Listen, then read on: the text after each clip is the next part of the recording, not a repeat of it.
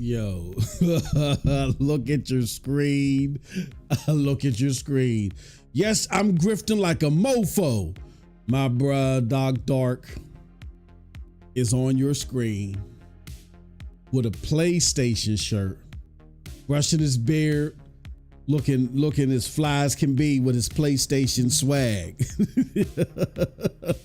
We fly high, we ballin'. Hey yo, Doc is the homie because he's one of the more entertaining entities out there, regardless if you agree with him or not, right? And I just left a post on his channel saying you wild for this one, man. We gotta we gotta debate or something. I said I can't remember. Anyway, the point I'm trying to make while I'm grifting is y'all know last weekend Doc and I had a back and forth over the financials. Like I said, we going, one of these days we gonna settle that in a live debate. Matter of fact, shout out to Purple Haze. Perp, I was catching your show Wednesday night. I wanted to say something, but I was driving. You know what I'm saying? Like Perp was breaking down the financials too, and Perp knows her stuff. She definitely knows her stuff. So I'm like, we gonna throw Perp in this too. You know what I mean? But it would be a great discussion. Nonetheless, like I said, regardless if you agree with Doc or not, his content is always entertaining. And like he said in the beginning of this video, he's always trying to provoke you to think. Now whether you have the precedent behind you and the facts in your corner while you're going through that thought process, I'm totally with him. His stuff is catered for you to think. You know what I'm saying? And what I think has been happening, at least on this realm, and I think, you know, and I don't want to speak for Doc. Doc will speak for himself. Right here, even though he got the PlayStation shirt on, even though we got the title, my boy Doc flexing for Team PlayStation, Doc is trolling. Doc ain't Team PlayStation. I think this is Doc's way of continuing on his path to be like, look, I don't owe anybody any soft landing in regards to my thoughts about the console. You know, if I had to surmise what Doc's been saying over the last few months, if not years, the console has let him down. It has led him to PC. And I think he feels better being over there, right? But I think this is his way of saying, see, for those of you that are heavily reliant on the console and can't go anywhere else or can't make the switch, and y'all sitting there trying to double down and put your hopes in the console, tried to warn y'all didn't want to listen. Now the best console clearly is PlayStation. Clearly. I want you to watch his video though. Watch how he breaks it down. And I'm gonna say this about my bro Doc. Whether you agree with him or not, when he's going through those thought processes of trying to get you to think about a subject matter or look at things at different angles, when he gets it, he gets it. You know, when he got all the precedent and the facts in his corner, gets it. I go back and forth with my bro sometimes because I see him like me back when I first came on the YouTube scene. He's going through the exact same path that I'm going through, bro. Where first it was like, I'm all Xbox. Then I found out something funny's going on. Then I go to PC and I'm dabbling in cloud. Then I realized Xbox loses the console war. The exact same thing Doc has been saying now about, you need to worry about Sony. You need to worry about Sony. Check out their financials. I swear to goodness, I swear on everything that I love. Those are the same exact things I was saying. I remember me having a conversation with Porter Rock. When Porter Rock was like, oh, Xbox is trash, da-da-da-da-da. I was like, Porter Rock, you can't keep going against the lowest common denominator. We know Xbox is trash. Now what's PlayStation going to do? Then PlayStation dropped Last of Us 2, a whole bunch of bangers, and I had to shut the hell up, right? But he's going through the same path that I'm going through. It's just he got to get the facts in his corner. When he gets the facts in his corner and he sees it, when he goes to the drawing board, when he gets it, he gets it. You know what I'm saying? Now I think, even though we all knew Forza was coming, I think now he sees why we were like, man, wait till this happens. Like the ball's gonna drop. It's one thing to say it. It's another thing to live it. You know what I'm saying? So I just find it funny. My bro is flexing. He's flexing with his PlayStation shirt on. I love it. And again, I know what it is. I don't want to speak for Doc. He'll speak for himself, but he's not a PlayStation dude. He's just, I think it's a shot across the bow to say to the Xbox console people, I tried to tell y'all, I prefer Xbox as the entire conglomerate, which is Windows gaming. Really, when you say you like Xbox and you're talking about the games and the platform, you're going for the Xbox conglomerate, which is Windows gaming. You're not a fan of Xbox. Xbox is the platform. You guys abandoned the platform, except for y'all like Game Pass. I love PC Game Pass. I love it. I don't always use it, but I love the concept of it. I pay as little as $6 in months to get PC Game Pass, and I can play games like Stalker or whatever, try Indiana Jones, and not have to waste my $70 on games that I wouldn't like. I love PC Game Pass, right? So opposite of Game Pass, and particularly PC Game Pass, because that gives you the biggest bang for your buck, and the games, all things other Xbox, the cloud, the console, you guys are getting rock shocked a little bit. I say even in the cloud, I see a lot of cloud. There's been record-breaking cloud minutes being logged. Look, there's 30 million people with Game Pass. A good sector of those have Game Pass Ultimate. I would surmise a lot more than people that are sub to GeForce Now at the paid level. So when you look at it that way, it's very smart for Xbox as far as retaining hours logged. It's very smart for them because they include the game in the subscription service. So it's easy if I'm paying the subscription service, I got Call of Duty right there, I can log in and try. It don't mean that I'm enjoying it. Because when I talk to mainstream gamers, I'm not enjoying it. But at least Microsoft got it set up and got it tiered correctly where they can log and they can boast about the hours or minutes played, whatever.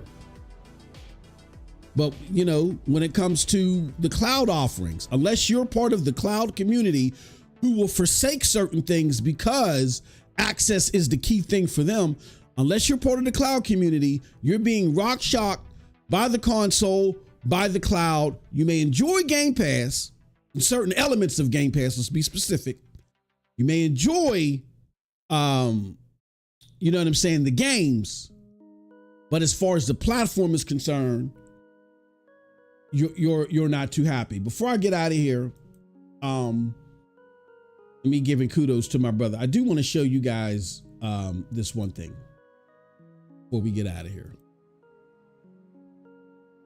Let's see here. And if you're watching this as our show, definitely stay tuned for our live broadcast with me and Cold Blood.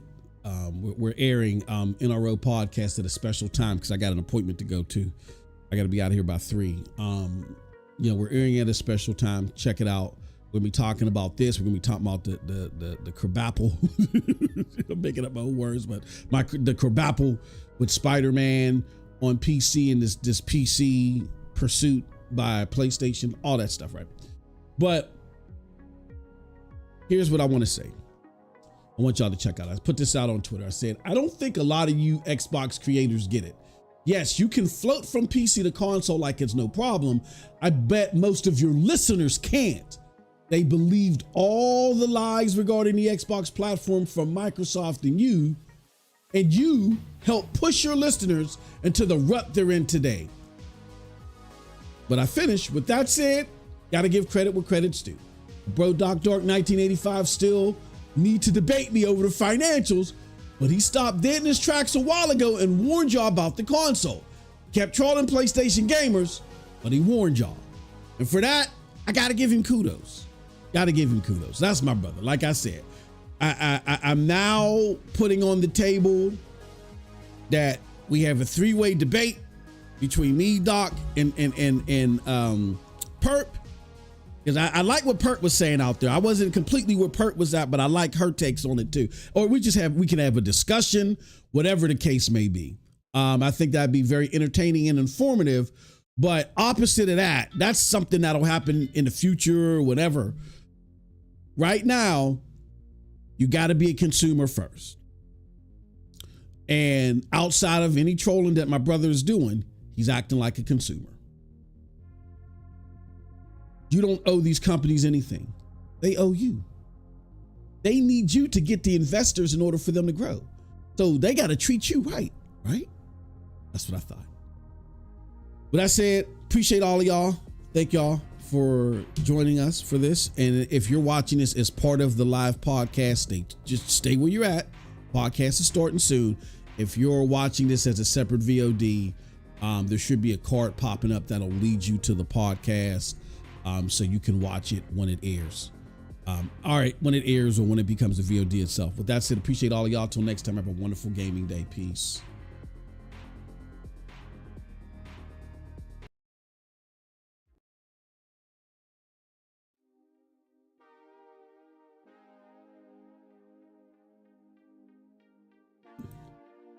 What's up, people? What's up, people? What's up, people? It is your boys, MM2K and Cold Blood Sensei. We are back again with another episode of NRO Podcast. This is NRO Podcast 90, Cold Blood. We're 10 away from 100, man.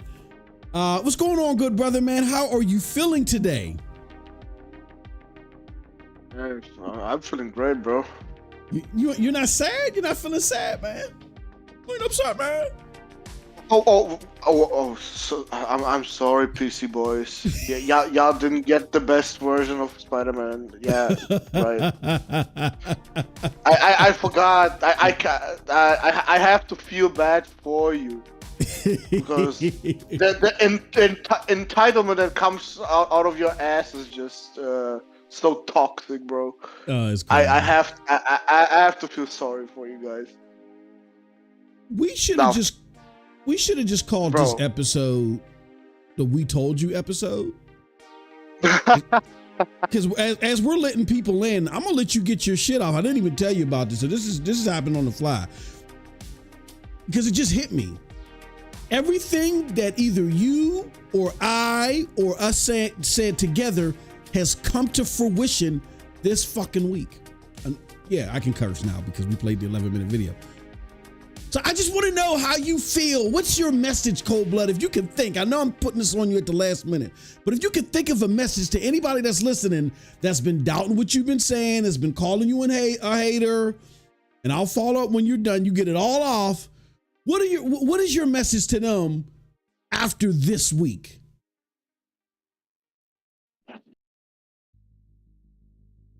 They never learn. I always say, they never learn. They think I'm fucking crazy. And then what happens? Exactly what the fuck I just said. Or at least a version of it. Because, look, Herman's fucking position got questioned now. Mm-hmm. Now Nishino is the one that's gonna be the fucking boss over there. Mm-hmm. Not Herman. I'm so fucking glad he is not. Oh my god, yes. Because I was the first one to tell y'all he is no CEO material, bro. Mm-hmm. Not yet. He needs at least another 10 years before he is CEO material. Mm-hmm. Like, what the fuck? Yep. Xbox going third party. Wait, Xbox going third party. I was preaching about that in the Xbox One era. Yep. I was preaching about it. I was said, I cannot imagine how Xbox will survive otherwise. Mm-hmm. What happened? We are finally at the holy grail of the free games, bro. Yep. Fucking Forza is coming. Goddamn. if that ain't the most, what do you call it? The most telling way that they are third party. Mm-hmm. I don't know what the fuck has to happen. Yep.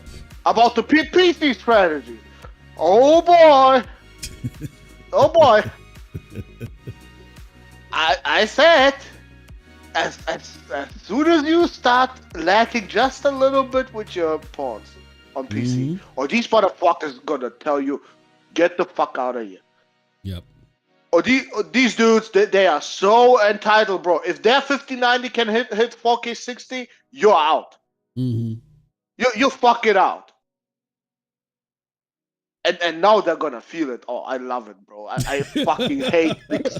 I hate them to the core. Every single one that works over there. Oh my god, please step on a Lego brick and fucking die. I swear. Oh damn. Holy. I am no, bro. I have zero tolerance for this fucking developer. Zero. Jesus. They are to be eliminated immediately because they are the real Trojan horse, not Xbox. Nah.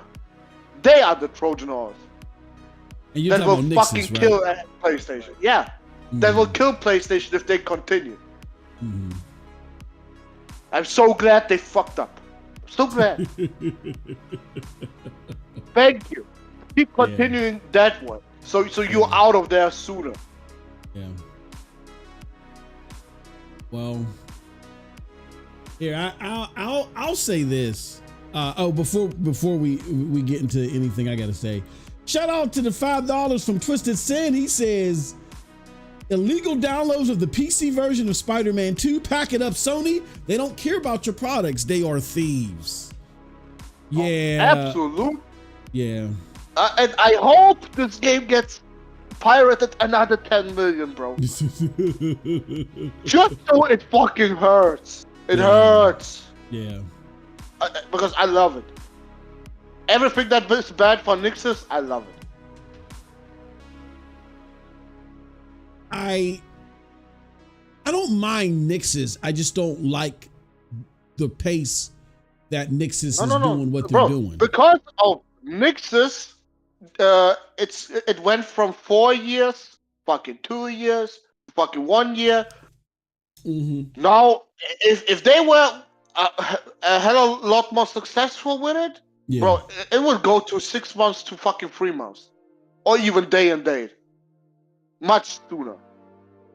But see, I don't blame Nixus for that. That's leadership. That's Totoki. That's Herman Hulse, who we've been telling everybody are the Trojan horse here. See, Nixus is being applied wrong. What you do is you give them PC peasants old shit. When you give them old shit, see, when you give them the new shit, they just want to pirate it. But when you give them the old shit, it's a goofy logic over there. I don't get it. I don't understand it. And it's not derived of the PC gaming that I grew up with. This is a bunch of weirdos fucking over there now. You give them new shit, they don't appreciate it. They just want to pirate it and like people have been saying, just rip it off. You give them something 6 or 7 years old, they'll pay for it. So what Nixus should be doing, bro, this is what Nixus should be doing. Like I'm totally with, I told you, I'm not debating you in 2025. I'm with you. No PC ports sooner than 4 years after launch. You know what they should be porting over there if they're trying to build up extra money and increase margins? Go get some of them old PlayStation 3 games and have them port Killzone, have them port Infamous. You know what I'm saying? Have them port some of that old shit. Wait. So you want the PC dudes to hate PlayStation even more than they already do? I'm telling you, they love, for some reason, they love old shit. They love janky old shit. See, what Sony didn't see, Sony got caught off guard with, and maybe I shouldn't use the word janky, but they love janky old shit too, but I don't ascribe to the PlayStation stuff. I think Sony got caught off guard because they didn't do their homework, because they're like, oh, we're putting our games on PC and they're loving it. No, you're putting your games on PC 4 years after the fact. There's no more debate. Everybody and their grandmother now says God of War 2018 is a shit. Everybody and their grandmother says Last of Us and Last of Us 2 are the shit. Everybody and their grandmother says Ghost of Yotaya is the shit. Within that first 2 to 3 years, it's within that console war bibble babble where, they try to cope and say, oh, it's just a walking simulator, whatever. But after 4 years of it being talked about continuously even the PC people give it and say, yeah, you know what? Yeah, I was just capping. Now that was the shit I wanted over here. And then they treat it right. But for some reason, when you put something sooner over there, they don't handle it the way they're supposed to. Like, bruh, Spider-Man 2 is a marvelous fucking game. Now, I get that there may be some technical issues or whatever. But dumb motherfuckers ran and played janky ass Stalker 2 like it was nothing.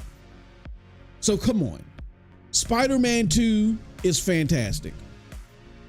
There is no way Spider-Man 2 should be as low as it is, unless you really didn't want it over there, but besides to make a point, or, as they say in the chat, to rip it off.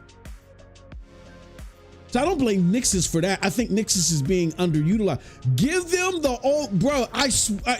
They are so fucking weird that I guarantee you that if you remade Killzone 2 and 3, what was that? The Resistance and Infamous, and you put them over there, the motherfuckers would sell like hotcakes. I bet you, bruh. I bet you. The home of banana still. I bet you they would buy it up like crazy. And there goes your. Wait, when we talk about PC, always put "Oh no, it's Alex" in that banana suit on screen. Because oh my god, there's no better fitting photo than this. But that's what I'm saying. Like when you give them top of the line creme de la creme shit, that's a PlayStation exclusive. They're not going to treat it right. They're going to sit. They just want it over there to posture. Haha, we got it, and ignore it, and or just pirate. Okay, it's over here. Yeah, we're not going to pay full price for this. But you put some rinky dink or some old ass game over there for $29.99 or $39.99, they will buy it the fuck up. Bro, in my opinion, they should not put any single player game on PC. Only multiplayer, because multiplayer, you cannot crack multiplayer. I mean, you can, but that would be private servers or something. Or you can crack multiplayer and go on servers and shit like that. I mean, either or. Like there's custom they've been Axos. For those who know who Axos is, him and them motherfuckers done master. They have their own servers where they bypass shit and do it over there. It's crazy, but yeah, I mean, I get your point though. It's just my opinion. I don't know what you think about it. I think if they put the old stuff over there, they're less likely to pirate it. I would put nothing sooner than 4 years, unless it's a games as a service like you were elaborating, you know, like a Helldivers or God forbid a Concord and shit. But yeah, I definitely wouldn't. Nope. Michael Morden says, I totally agree with Cold Blood. What you agree with? Just don't put single player over there at all? I'm just thinking like here's my thought. If you guys want to know what I think, and shout out to Dr. Spaceman. You want to know what I think? Except for games as a service. I'm with Cold Blood. Don't port any game over there. Don't port any game over there. What you do is you open up a cloud store. Because the cloud is fantastic. And when you have it running in the cloud, you eliminate the fucking capabilities of being able to pirate it. They can't. And then you get all that money. You ain't got to split it with Steam. What you do is you make a PlayStation in the cloud store that's available on PC, right? And after 6 months after launch or a year or whatever, people can buy it from the PlayStation store, but just play it on the cloud. And make the motherfuckers still pay for cloud access, right? And that's what they're gonna tell you, bro. They're gonna tell you, no, I'm not making a PSN account. That's what the Steam people will tell you. See, I think no. Everybody's gonna tell you that on PC. That they don't want nothing to do with PSN. See, that's the Steam people. The Steam people, Which is, and maybe the GOG which is like people. 99% of the player base. I'll say the Steam diehards. I think everybody has a Steam account, but the Steam diehards that go and build these powerful rigs that you need in order to play these games natively, that think the way that they do, that are pirating these games or just gloating because it's there. Yeah, they're not gonna. They'll have a Microsoft account all day, right? No fucking problem, right? EA, whatever it is, they'll do it all day. But all of a sudden, it's a problem when PlayStation wants you to have an account. So it's those diehards that do that. When you do the math, you find out that 17% of the Steam, around 17, maybe 20% max of the Steam users have the capabilities to play these games. 20% max. So that's another 80% that may not be diehards. That may just be regular people that are just going and playing shit, don't mind to have an account. That'll be like, well, you know what? Now that I have a weaker rig and I can play this in the cloud, maybe I could try it there. It's worth a shot. It's a better attempt than going through the process of actually building a game, right? Wasting money on a port. This is wasted money. They wasted money on a God of War port. They wasted money pretty much on the Horizon port. I don't care what nobody say. That motherfucker got cracked in 16 seconds? And now they've wasted money on the Spiderman 2 port. That shit costs money. Brother, they cracked that shit in 2 seconds after launch. Yeah. Crazy. How? Dude, they were doing crazy shit back in the day when I used to get the pirated games. But what we would do is we would get the pirated games to test them. If we liked them, we actually bought the games. If we didn't like them, we just deleted the torrent. But now they're just living these weird PC motherfuckers of now. They're living off of the torrents and shit and the downloaded games and the pirated games. So if they were cracking games, shit. 15 years ago, they were cracking games in an hour. So if they were doing that 15 years ago, oh man, I'm surprised the game ain't sitting there before it even launches and shit nowadays. But that's that weird, and I come from PC Master Race. I was there before I went to Xbox. I was there playing Tandy 1000 and Sierra games and all types of shit before I came to Xbox and back to the PlayStation and the GameCube. That's where I was at gaming. So I get it, but these motherfuckers of today, bro, they're crazy. And they just got this weird, I don't know, cold blood. I don't know what it is, bro. Let it see, and this is where PlayStation fucked up. They depleted any 4+ year games because they ran through the gambit and put everything on there. How many games did well that they've ported like this generation?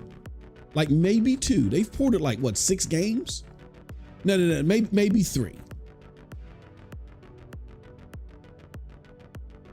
And at most half of them did okay. The other ones were wasted money. All Day Is Good says MM2K, they already got a streaming PlayStation app on PC. Yeah, but it doesn't include the 4K part. All Day Is Good. That's their fucking problem. Crack that barrier. Now I get it. Maybe you don't want the games to be there day and date, and that's how the store works. Maybe the soonest, even though you're buying it directly from the PlayStation store and you're just playing in the cloud, maybe you got to wait 6 months or more before it's available on the cloud. Maybe you got to wait a year. And then there still should be other caveats. Like I said, you still got to pay. And just certain things that you don't get if you're playing in the cloud versus you playing on the console. The console should always be the superior experience as far as PlayStation's business model is concerned. But you should open it. You should not be doing anything natively, particularly on Steam. And I don't even think your answer is a PlayStation app, native app. No. Look, Cold Blood and I became friends while this motherfucker was dogging everything related to the cloud. He's not going to front, even if it is PlayStation Cloud. Ask the man, how great does PlayStation Cloud work? He will tell you. That, to me, for those PC peasants, that's the only way outside of a games as a service game. That's the only way you should give them a PlayStation game. Only. It's through the cloud. To me, that's it. And then what you could do too, which that'll benefit us on PlayStation 6. If PSSR technology is transferable to you playing on the console or in the cloud or whatever, make another tier, make a higher tier. You can get PSSR level games for $20 a month, but you got to wait a year. You can get the PSSR version of the game in the cloud after a year, because that feeds the AI and machine learning, and by the time PlayStation 6 comes out, you see what I'm saying? But there's no upside, in my opinion, y'all. There's no upside in them releasing these games, paying Nixus to do it. Like, I'm not debating my brother as far as whether Nixus should go or not. I don't think they should die, but I don't think that whether they should go or not. I'm just saying this is PlayStation leadership's fault. Because if you're going to port anything natively, it should be at least 4 years old. But see, that's Hiroki Totoki not understanding the business. And then Herman Holtz, yeah, man, yeah, go do that, yeah, I'm going surfing, yeah. We got Geek to Sneaking House. He says, hey, yo, what's up, everybody?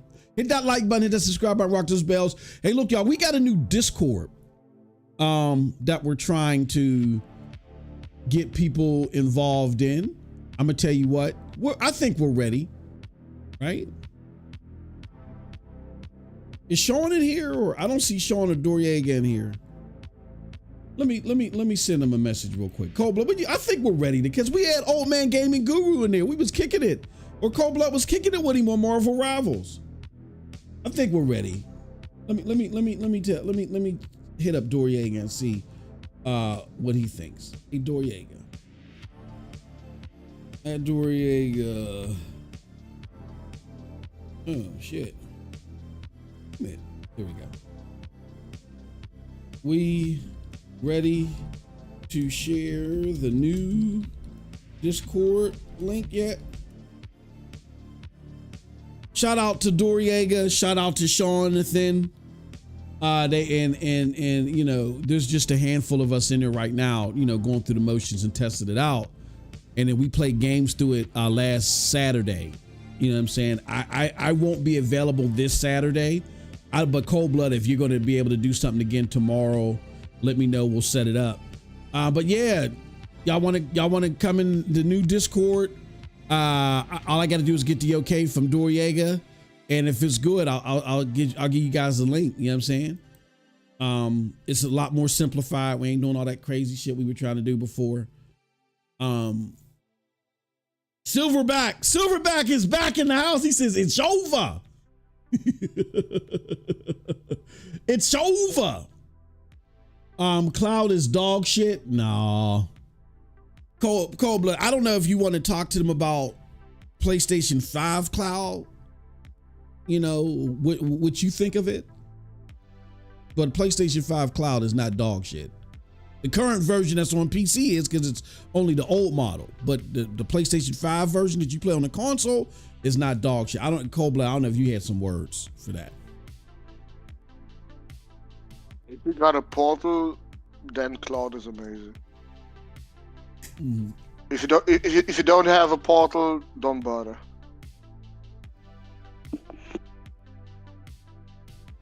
I'm just saying the PlayStation 5 cloud capabilities. I mean, it's hamstrung to the console, which is kind of pointless unless you just want to show it off, or you've run out of space and you're like, I don't want to delete anything. But for the most, I don't even use it unless I'm streaming something over a cloud dosage and I want to show, hey, look, this is how it looks. But yeah, on the Portal, that's where it really shines. But it's capable. It's more than capable. Devil Shooter says, do you think Halo will be announced today? Nah, I don't. Today? What's going on today? I don't know if it'll be announced. I doubt it'll be announced. So you want an execution by Microsoft or what? Oh my gosh.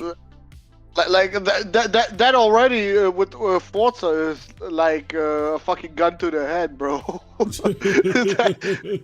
now it's Halo on top of that, bro. Oh my god. Yeah, ain't nobody, man. Look, it's a wrap. Yeah, I mean, Doc, like in Doc's video, he says it's different now. And like I said, you know, you gotta feel it. You gotta experience. Sometimes you'll be stubborn. Like I was telling a business partner of mine, man, he probably listening.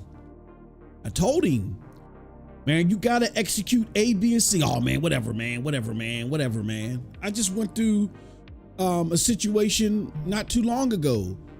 Closed a big business deal. While I was closing the big business deal, I was talking to a homie of mine's, and we was doing a smaller business deal. And I was breaking it down to my brother. You got to project manage this stuff out.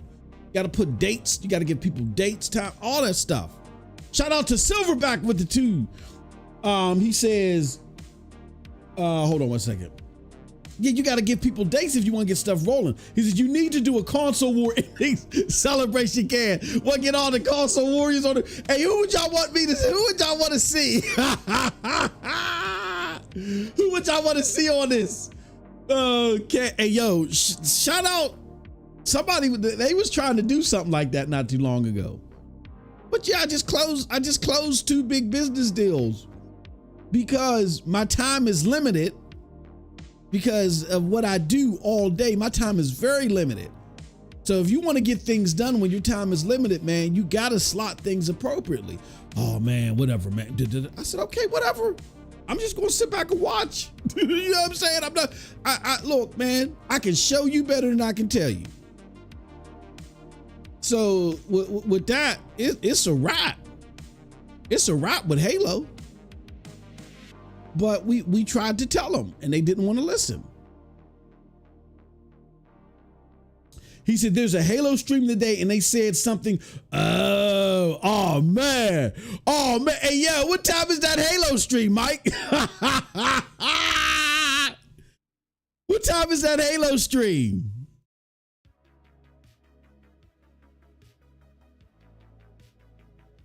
What time is that Halo stream, bro? Oh, we gotta know. We's gots to know. Ooh, shoot. Hold on. Let's look this up right now, and then we're gonna get directly into the show. I think we got a good audience to start off with. We're gonna go directly into the show. Oh, I got to see this. I got to see this, baby bubba. Ooh, shoot. Halo. Anybody that's hold on, Halo. Oh man. If they hold on, I think this is the sheer. Oh no. Oh man, how you lay this heck? Halo. Let's go to Halo's account. Oh yeah. Join us tomorrow, 1 p.m. at an in-depth look at Halo Infinite's free spring update, including Operation Frontlines and a few more explosive surprises. Oh my God. Hey, bruh. Let me put this on the screen for y'all. Woo-hoo! Oh my. If this happens today, bro, yo. Hey, bro. Now I wish I didn't have my appointment. What is that, 4 p.m. Eastern? Damn, yeah, because we got to cut off at 3. So we're going to miss that. Oh, man. Hey, bruh. And see, we would have normally been live too. Holy bruh. I'm gonna tell you this. I'm not gonna say suicide because that'll get us banned. I'm not gonna say ooey. I'll say this. We're gonna run out of smelling salts because the Xbox console community, everybody's gonna fall out simultaneously. Everybody gonna pass out. Devil Shooter said, I think don't know the region. Nah, it's it's 1 p.m. Pacific, 4 p.m. Eastern. Oh my God. Holy cow. Shadow drop of Halo Master Chief. Yeah, old gaming guru, because yeah, you see OGG be on this shit, man. OGG was listening because didn't Jazz Gordon come out and say he heard that Master Chief Collection was the next one coming? I don't know if you heard that, Cold Blood. Did you hear that? No. I heard that Fable is gonna come day and date. Yeah. Yep. Yep.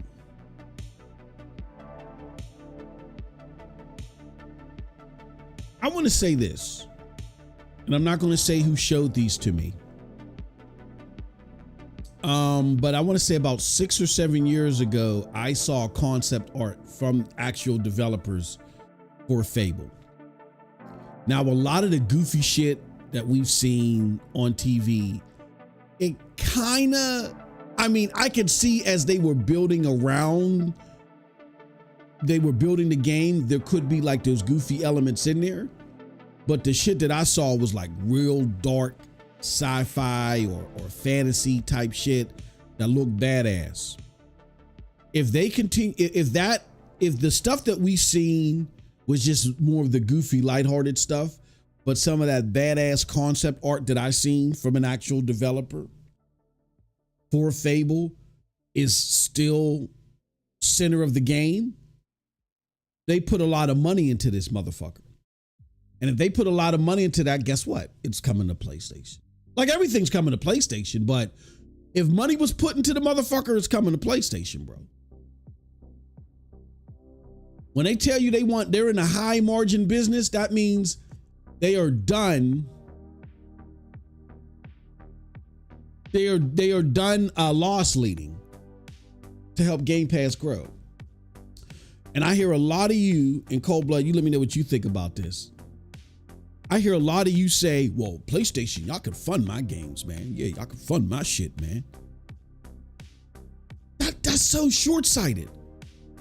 Do you think that if we keep running into situations where way more money is being made on PlayStation than through Game Pass, and Game Pass just isn't hitting the marks or creating the finances that they are, what do you think is going to start happening? Who do you think is going to start getting the precedent?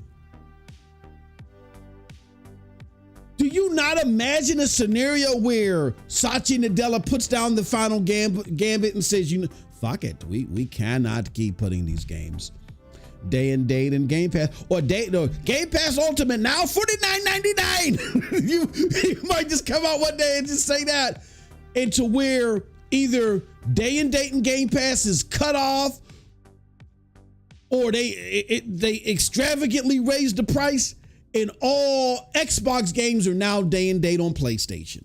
Who you think is going to get priority? They're already getting the priority you were promised when the consoles drop, because they were supposed to play best on the Series X, right? And guess what? They're getting these pro patches. Xbox games are playing better on PlayStation. They were playing better on PlayStation last year, Cold Blood.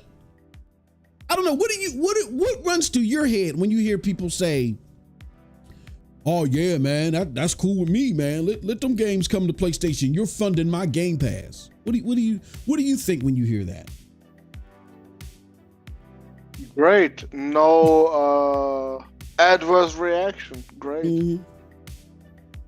I mean, if their own fan base doesn't care, why should Microsoft care? Yeah, exactly. I mean, keep saying you don't care. Like that's great. Even less of a reason to have Game Pass on PC or something. Yeah. Yep. Crazy, bro. Crazy. All right. Well, that's a great segue. I think we got a good crowd. Let's get fully into it. Hold on. Let me go back here. Where's the Let's get into the Xbox news.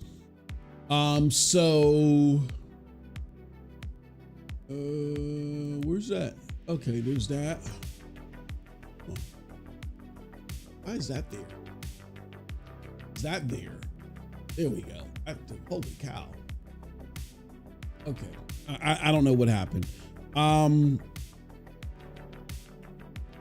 It says Forza Horizon 5 is the next game to speed onto PlayStation 5. The Horizon Festival opens for PlayStation 5 owners this spring after porting a few of its first-party titles. The article reads, the PlayStation and Switch last year, the first multi-platform move for Xbox in 2025 has been revealed. Playground Games and Turn 10 Studios have announced the Forza 5 will be racing onto PlayStation this spring. So my question for you, Cold Blood, is...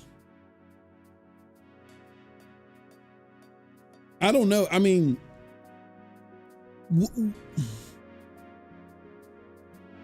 just basically overall, what are your thoughts on this? And what are your thoughts on the people that still continue to say everything is not going over?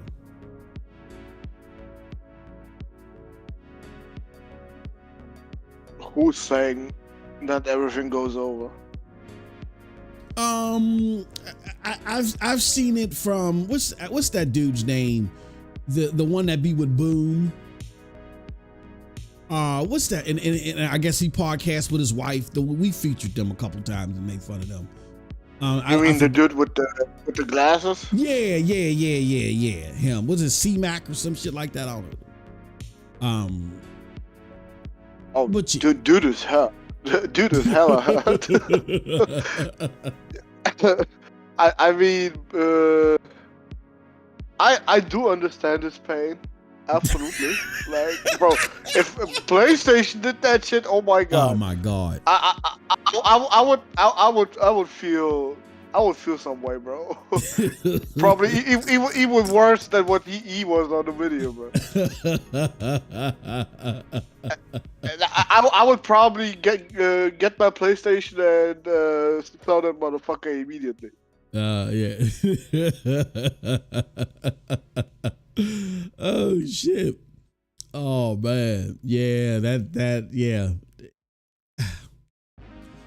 I would feel their hurt too, but like unlike them, and we'll get more into this in the PlayStation side where we talk about what's going on with Spiderman. The big thing that I can appreciate over on this side of the fence is when PlayStation gamers see something wrong. Now, don't get me wrong, PlayStation definitely has a defense force. There's some of y'all in our chat right now. But when we see PlayStation doing something wrong, there is at least a discussion that's allowed. You're not called a pony bot. You're not called a flip-flopper. It's like, all right, we understand at the core of this, we may be carrying a flag, but we're only carrying a flag because we like something and it's delivering for us. I don't like something just because it delivered for me a while ago and it's not delivering for me anymore, but I got to feel like I'm dedicated to it. You got to keep delivering for me. And the moment that you look like that you're trying to pull away from continuously delivering for me is the moment I got to chin check you. And then I got to threaten you. And then I got to walk away. I got to give kudos to the PlayStation gamers. They are not afraid to do that. But for some reason, it's just so hard for Xbox gamers. I don't know. What do you think? You think it's trauma? from the Xbox One generation. They just couldn't get, you know what I mean? Like, what do you think, Cold Blood? Like, why are they still latching on? What's the point now? Well, I would ask you, how many years of this is our year can you take? But when it's not your year, any year.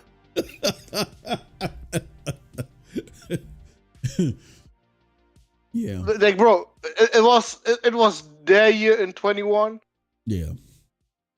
It was their year in 22, which was probably the worst year in Xbox history. That was a horrible year.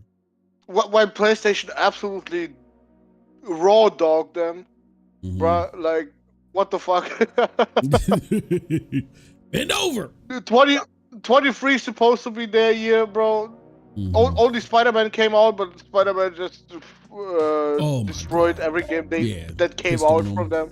Pissed on them with their mouths open. 2024 was supposed to be the year. What did come out? A fucking Hellblade and Indiana Jones. Oh, bruh, come on. What the fuck are we doing, bro? I could not take it, bro. Yeah. If these are the games that I get, bro, and nothing else, oh my god. I'd be so pissed off. Y'all see me pissed off at PlayStation, bro. You don't know me yet. When PlayStation would do the shit that Xbox is doing, oh my god. I would flip some tables, bro. Oh yeah. Yeah. And then now hearing their exclusives go over to the competitor. Okay. Yeah. That is more than enough reason to sell that motherfucker. Yeah. Yep. And I don't like, I'll be honest. I was one of the dodos that thought that doing day and date PC wouldn't be a problem. Like, I remember I was making those arguments even early in this generation until No, never, bro. I always told you you're crazy. Yeah, that was crazy. That was purebred insanity because it was under a belief. I was using an old thought process of like the old PC gamers versus the new PC gamers. The new PC gamers,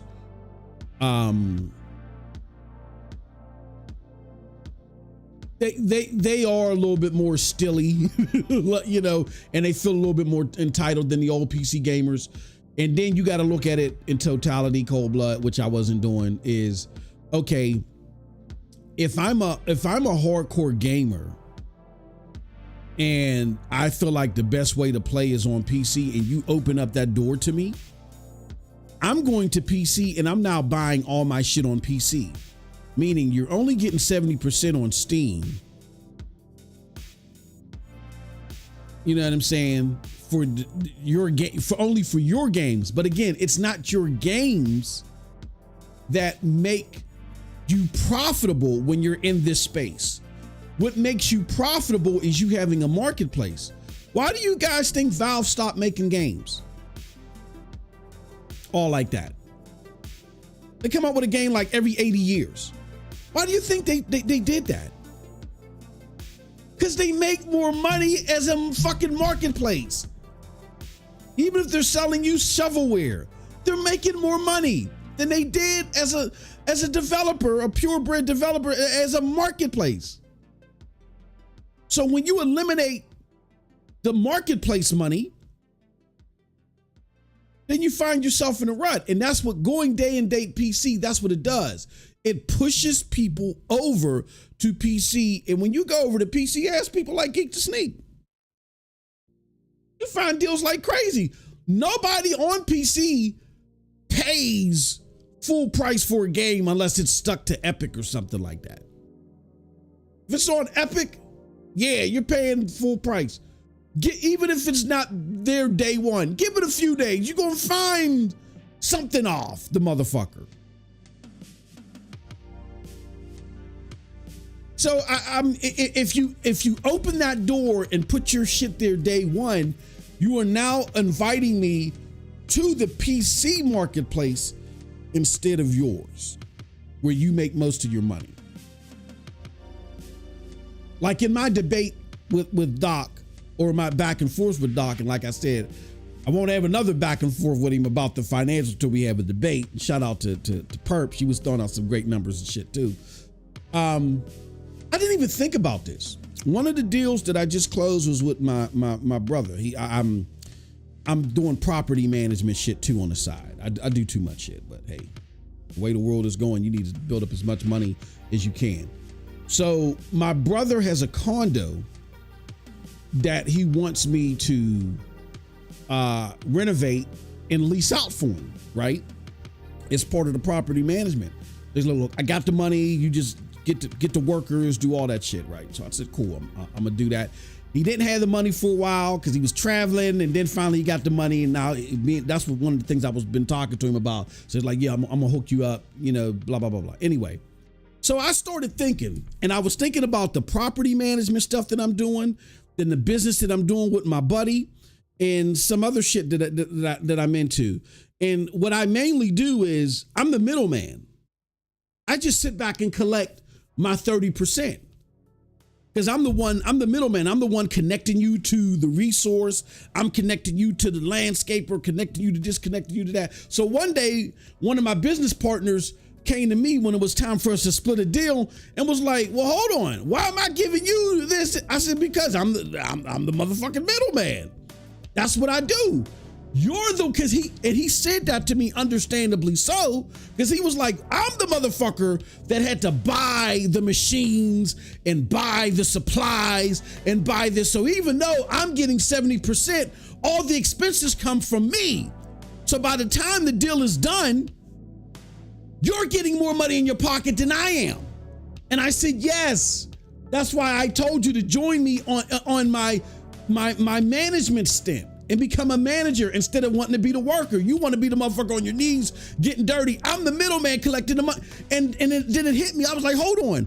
Meanwhile, I'm going back and forth with Doc over this when I'm living the reality of why PlayStation is so profitable over Xbox, or at least revenue-wise, why they're making so much more money revenue-wise over Xbox, even though Xbox has ABK. It's the middleman business is what brings you the money. Just sitting there collecting your 30% like a mob boss from everybody is what brings you the money, opposed to you collecting 70%, but within that 70%, you're the one that has to build. You're responsible for the expenses.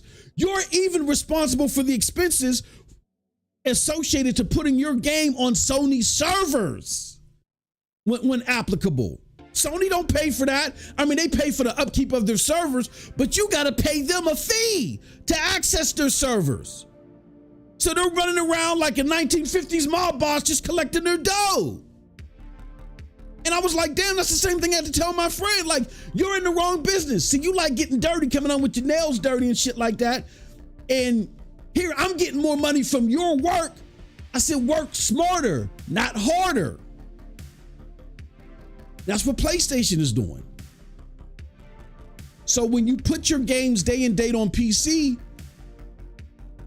you're cutting yourself off at the knees because you're not making that middleman money. That's where the money's at, is the middleman. Again, look at why Steam develops a game every 80 years now. Or Valve, excuse me. Valve makes a game every 80 years. And y'all love Valve's games, right? Y'all love them. Half-Life, what's the next Half-Life? Y'all motherfuckers crying at yourselves to sleep every night. When's the next Half-Life coming? And Valve is just laughing. Y'all probably think to yourselves, why don't they just make a game every year? No. They rather just sit back and collect the cash. Maybe send an engineer out to put Steam OS on a portable device or something now. Fuck all that other shit. You make your money in this game when you work smarter, not harder. Sony is working smarter in the realm of their overall business. How is it smart?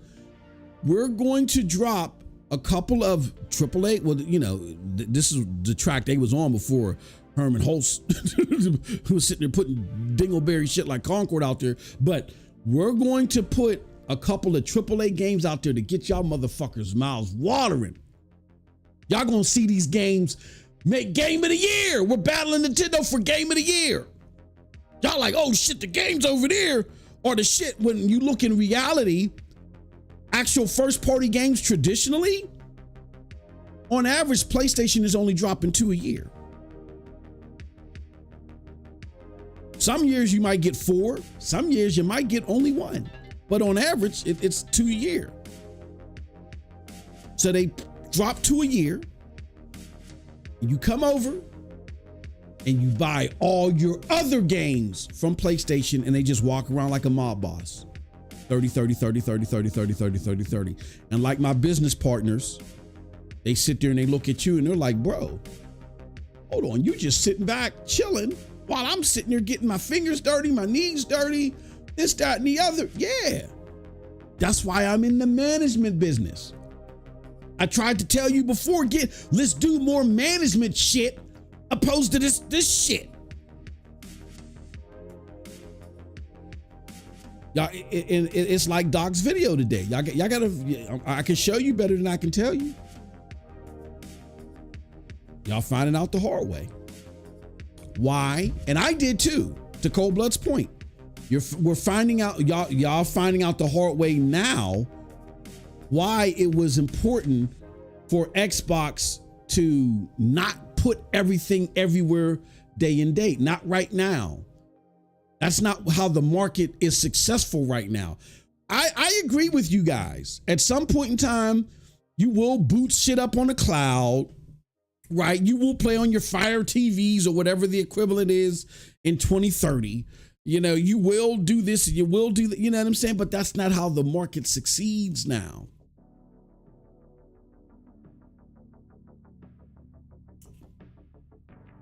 So it's cool to have that stuff available. It's cool to have it on the periphery. But when you when you make that your main way that you market your games and the way that you do it is not phenomenal. Like again, my cloud people may get mad at me, but the truth is the truth. Men lie, women lie, the numbers don't lie. They just dropped their financials. Games and services only went up 2%. They said they were driven by Game Pass, but you had 2 serious anomalies. Game Pass that everybody is trying to tell you is so fantastic. And you had Black Ops 6, one of the bigger Call of Duty campaigns. And when I say campaigns, I mean marketing wise in a long time. And that shit only went up 2%. I'm not talking about the overall gaming content. I'm talking about your games and your services. You now sell games everywhere. You were the #1 publisher in the fucking world in December, which was part of that quarter. For the first time, a Call of Duty game, which is the biggest game in the world, released in Game Pass. A whole bunch of them shit sold on PlayStation. And despite all that, you only went up 2% in games and content. So that imaginary belief that Game Pass is killing it, it's a farce. So hopefully everybody realizes that it's good that they're trying to do this shit on the periphery. But where they make most of their money now and why they won't stop talking about hardware is because, again, a lot of the money is coming from the marketplace, from the 30% they're getting on Fortnite, from the 30% they're making off of Apex Legends, Roblox, and all this stuff. That's where bulk of their money is coming from. Another one is coming from the Xbox Live version of Game Pass, right? So if you get rid of hardware, you're getting rid of a huge chunk of your money, if not the majority of your money. They can't afford to do that yet. That's why they keep saying hardware. But I've been hearing in a lot of places, and now I believe this, Cold Blood. As soon as they figure out a solution to supplementing that income, whether it be through these handhelds or whatever it is, oh, they're out of the hardware business entirely. They're done with it. And if you're someone who can't build a PC, or if you're someone who can't play on the cloud because a lot of your games would be missing, you're fucked. Because what else are you going to play on? You're going to go into next generation. Let's just say if you go into next generation and you go onto PlayStation, is all the shit from your prior games when you were playing them on Xbox, will they be cross progression on PlayStation? They're currently not set up that way. Cross progression is only through Xbox and PC. So, Juice says, you keep losing 30% of your hardware revenue, sooner or later, the choice will be made for you. Yeah. You can't, that's how, he said, boy, Doc traded sides. Nah, he's trolling. He's trolling. He's trolling. Whole slate not Satya said, what did he say? He says, hold on. Let me switch back over. I hate how this thing works. It makes it hard for me to switch over. See what y'all saying. Let me see. Whole slate Satya said, someone told me Forza isn't a flagship Xbox title now. Oh, bro, they're coming up with all types of shit. Cold Blood, I've heard, I don't know what you've heard or you've seen.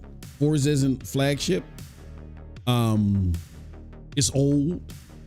It's a last gen game. They're running through it.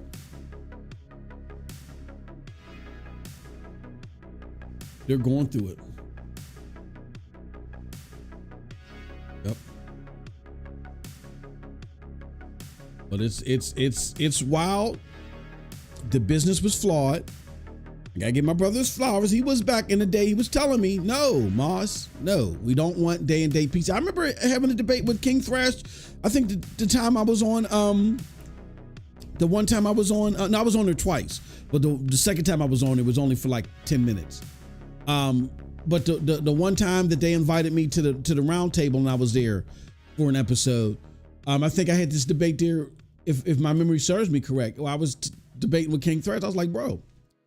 No, I was on there 3 times. I forgot because me and OBJ got into a back and forth. We were just sitting there yelling at each other. Shout out to my brother OBJ. That's my homie. But yeah, I think me and King Thrash was debating it. Whether I was like, PC going day and day, PC ain't gonna hurt PlayStation. It'll help them, man. They'll get more revenue. No, because what's gonna happen is them console gamers like a Cold Blood. The 5%, the top 5% that spend the most money per user, that buy the most games, that are buying multiple games every month or whatever, that should have dozens of games every year. They're going to look at that and say, well, if you're going to put your shit over there in PC, motherfucker, that's where I'm going to go. Why would I stay here? Go to PC. And they're going to go to PC and they're going to play games a lot cheaper. And when they go over to PC, just like they did with Xbox, they're now buying their games off of PC, not buying them from the Xbox store.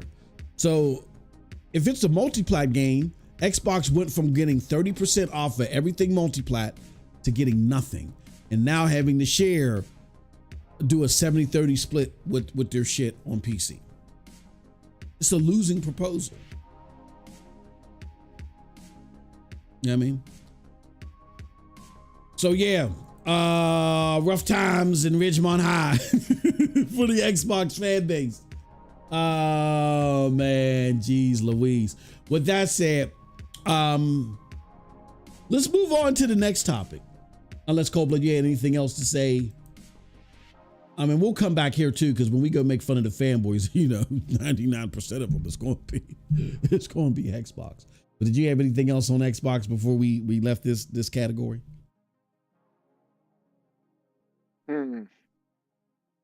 Okay. Let's talk PlayStation. Oh, okay. Let's talk PlayStation. So let me put it up here on the screen. And I want to see the Defense Force try to defend this. There it goes. Marvel, let me refresh this because today's a Friday. So let's see. Oh my fucking God.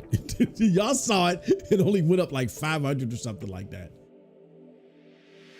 Marvel Spider-Man 2, as far as I'm concerned, like the best game we've gotten in like 4 or 5 years, bro.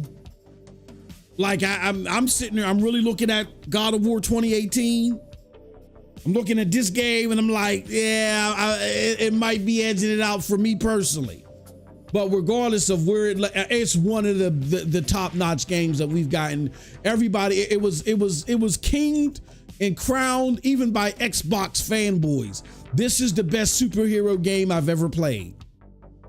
It's a hell of a fucking game, right?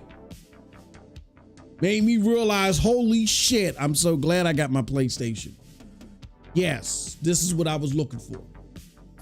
Spider-Man 2 sold 3 million in 3 days, right? And is at 11 million plus after a year, right? Juggernaut numbers. Spider-Man 2 right now on Steam only has a concurrent of 22,954 people on a fucking Friday. The all-time peak was 23 minutes ago. Normally on a Friday, this shit keeps going up. But the all-time peak was 23 minutes ago. Let's click on charts. Let's see if we can get estimates. Oh, they don't have, oh, damn. Ain't they got sales estimates? Oh, shit. Did somebody pay them?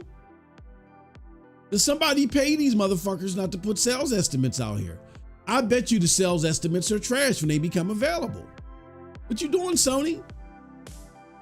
Anyway, these numbers are boo-boo. And as you can see here in this article, Marvel Spider-Man 2 PC isn't off to a great start. This is courtesy of WCCF Tech. They love hating on PlayStation, but we're gonna relish in the hate with them this time around because it's worth it. Sony has released Insomniac's Marvel Spider-Man 2 on PC without too much fanfare.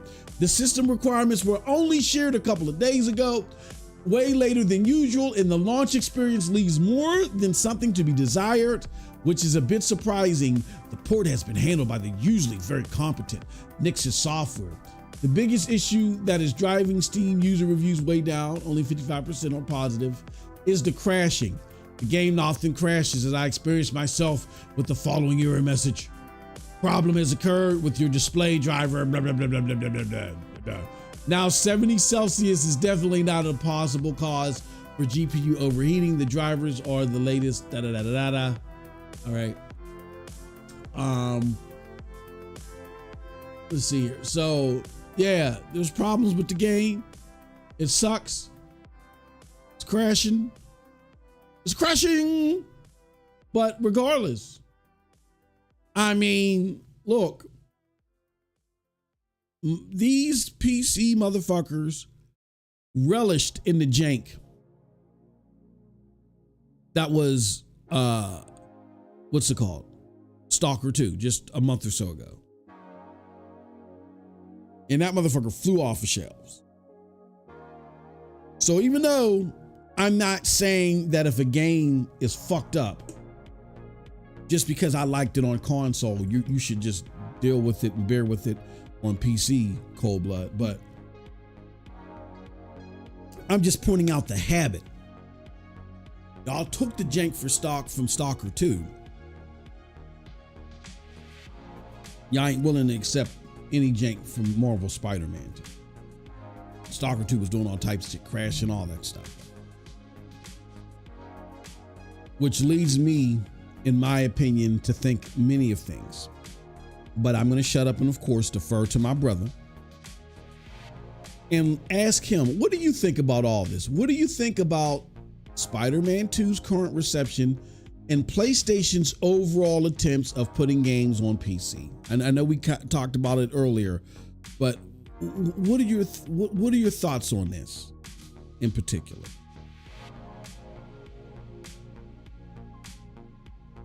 I hope this continues. I mean, you're laughing, but I'm actually serious. Like, I want this shit to continue because PC gamers don't deserve shit. They are not, bro. You should not feel bad as a console player. You should not feel bad for these motherfuckers whatsoever. They are not helping you get more games. That was total bullshit from the start. They are just not. All they're doing is wasting our time. Wasting console players' time. Because now they got another fucking release and Sony thinks, oh, that's a first party release right there. They count that towards first party releases, bro. That's crazy. Yeah. That is nothing. That's a nothing burger release. That's what it is. Yeah. But they sure as shit gonna count it as another new release that they made in that year. That's crazy. I do think that's crazy. Don't feel bad for them that they got a fucked up port. Doesn't matter to you as a console player. It shouldn't. Not at this point, because like I said, they are not willing to buy the game anyway. There's probably triple the amount of pirates that got the game who bought it.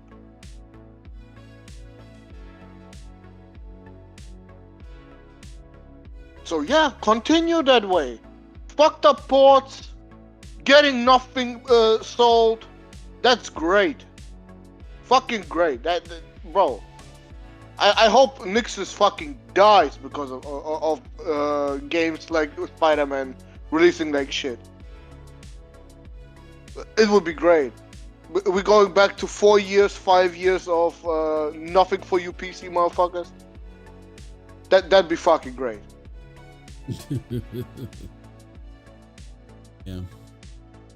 Like I said, I'm unapologetic about this, and at this point, you showed your true colors, PC dudes. You don't want to have a PSN account. Yeah. You don't want to have nothing to do with PlayStation. You literally don't even want the PlayStation logo to show up in the game. On their own game and shit. You'd rather have fucking Microsoft up there showing up before you ever want Sony showing up there. That just shows how little you give a fuck about it. So if you think that the games are that dog shit and stuff, why should they bother? I don't understand it, bro. That is so dumb. Oh god. Oh, but PlayStation, of course, has to completely falter and say, okay, you don't need PSN anymore. But if you get it, you get shit that we paid money for at launch. Yeah. Like, what the fuck? You folded. What? That's what it is. You folded to these motherfuckers. That's why I have zero respect for Sony. Zero. You do not show balls. The only fucking company showing balls at this point is Nintendo. Yep. And I will forever respect Nintendo for that. Because they would rather die with their fucking IPs before they ever put them on your dog shit ass platform. Yes.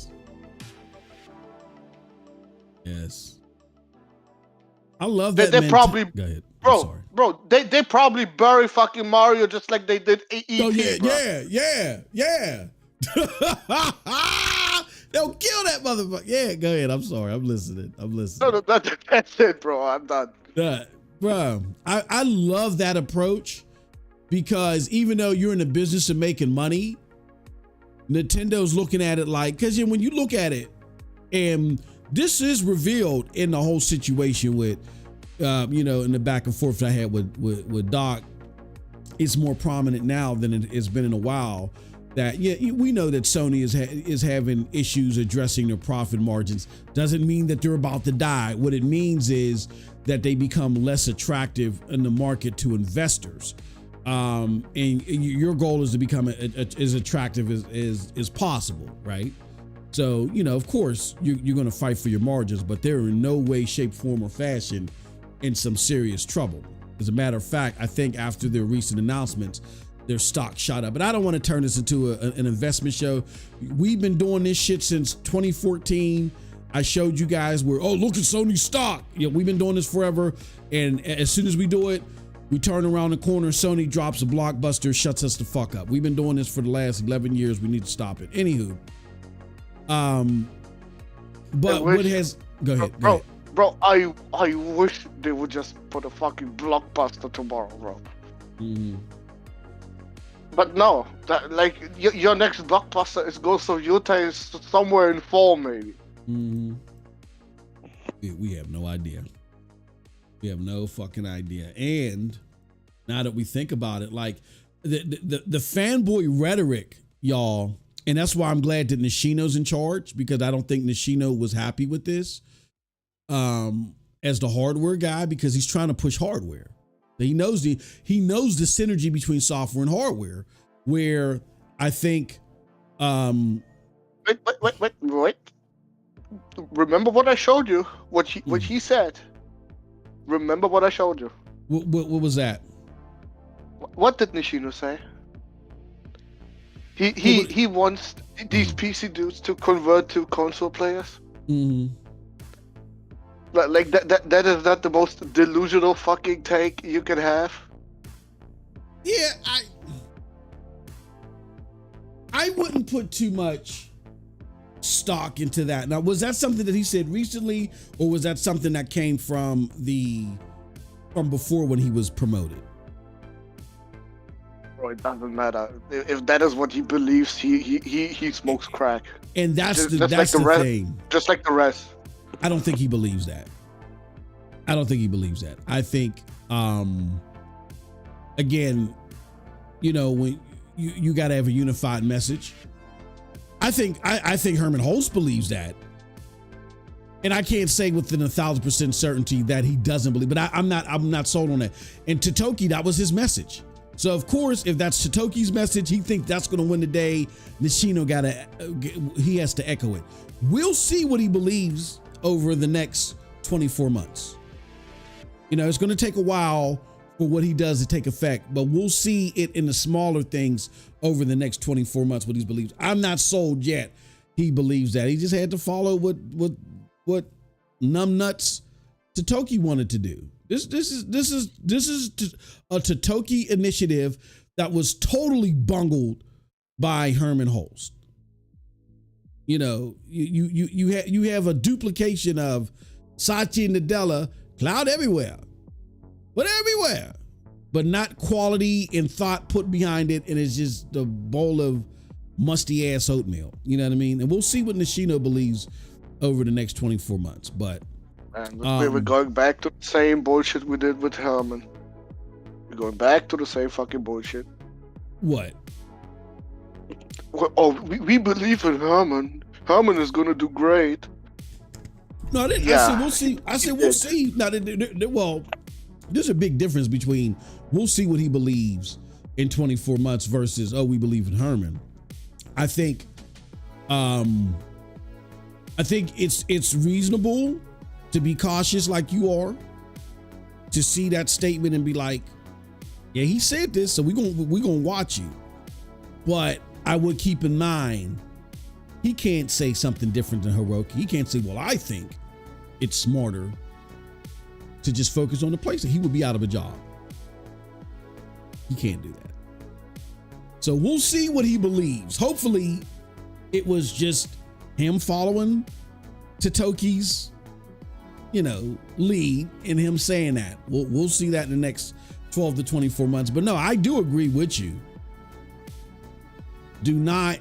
We're celebrating because we went to hardware guy and he seems way more competent than Herman Holtz. But to your point, don't totally believe that he's totally void of that thought process. We got to see. We got to keep an eye on him. And PlayStation gamers, a lot of you guys Bro, wait. The moment they announced the restructuring, they also announced that Spiderman does not need a PSN login anymore. Don't forget that. Mm-hmm. No, I look at that. Me personally, I look at that as this is their last hurrah. All right, we're putting this on here because they're not going to pull it. It's already been developed, and that's their last hurrah to see if this is not a complete and total failure. I think they're starting to humble to that. Or Hiroki is starting to humble to that that belief. Because the thing behind the PSN logins, you guys know why they're doing that, right? Monthly active users. Again, this is all about market attractiveness. I'm not going to go into the weeds with this because that'll turn us into a different podcast. I'm just saying that the reason why the CFO was chairman of SIE and now he's the fucking head of Sony is because Sony is really, really doubling down on their market attractiveness. They want to raise margins. And then this MAUs are important in the market. They even said this a few years ago. We are now going to realign our reporting to make us more attractive in the market. Why are MAUs attractive in the market? Because these brain dead analysts look at MAUs. That's their measurement stick now of success. So as they go back to investors and say, yeah, I think you should invest in this and you should invest in that. And the measurements that they show their investors is MAUs when it comes to gaming now. Xbox, even though Xbox underperformed PlayStation in money, they were able to show investors, hey, look, we got a bunch of MAUs. We may be third place now, but pretty soon we'll be first place because we're reaching more gamers. And why are we reaching more gamers? Look at our MAUs. So now that if the whole market is showing MAUs and you're Sony, your margins are going down and you ain't got a whole bunch of MAUs to show. You're caught with your hand and you know what I'm saying? You're caught off guard. So Sony said, nah, fuck that. Our PC games sell well. They're fucking doing better than Xboxes. Now we're going to play the MAU game too. We want MAU. That's the only reason why they're doing this. What fucked them up was, again, under Hiroki and Herman Holst, which was so fucking stupid. Developers of Helldivers 2 had problems doing the had problems doing the sign-in. See, this would have never been a problem if they would have had the sign-ins at the beginning of Helldivers. Then Sony would have moved forward with it all the way. But something happened where the developers of Arrowhead couldn't integrate PSN. There were problems, and Sony said, fine, don't worry about it. Just move forward, we'll integrate it later. But they didn't properly explain what the fuck was going on. So when they tried to implement it later, there was a shitstorm and this new revolution with all these fucking grifting PC weirdos. We're just gonna say hell no. We're gonna sign up for every other service, but we're gonna say no to PlayStation Network. And PlayStation Network is like, we need these MAUs. We're actually outperforming, but we can't show it to investors because we ain't got these MAUs. Fuck that. We're going to do this. And like as Cold Blood said earlier, they gave in. Because I think what they're starting to realize is that they ain't gonna get them MAUs. And maybe the PC effort as far as dealing with margins and attractiveness in the market, maybe this isn't their way to go. Maybe they got to figure something else out. That's kind of the whiff that I'm getting in the air. And I think that's a great thing for PlayStation gamers. Because people say, put your games everywhere, put them everywhere. Why? You motherfuckers you're not supporting them. Why? I mean, we got people in the chat like Devil Shooter.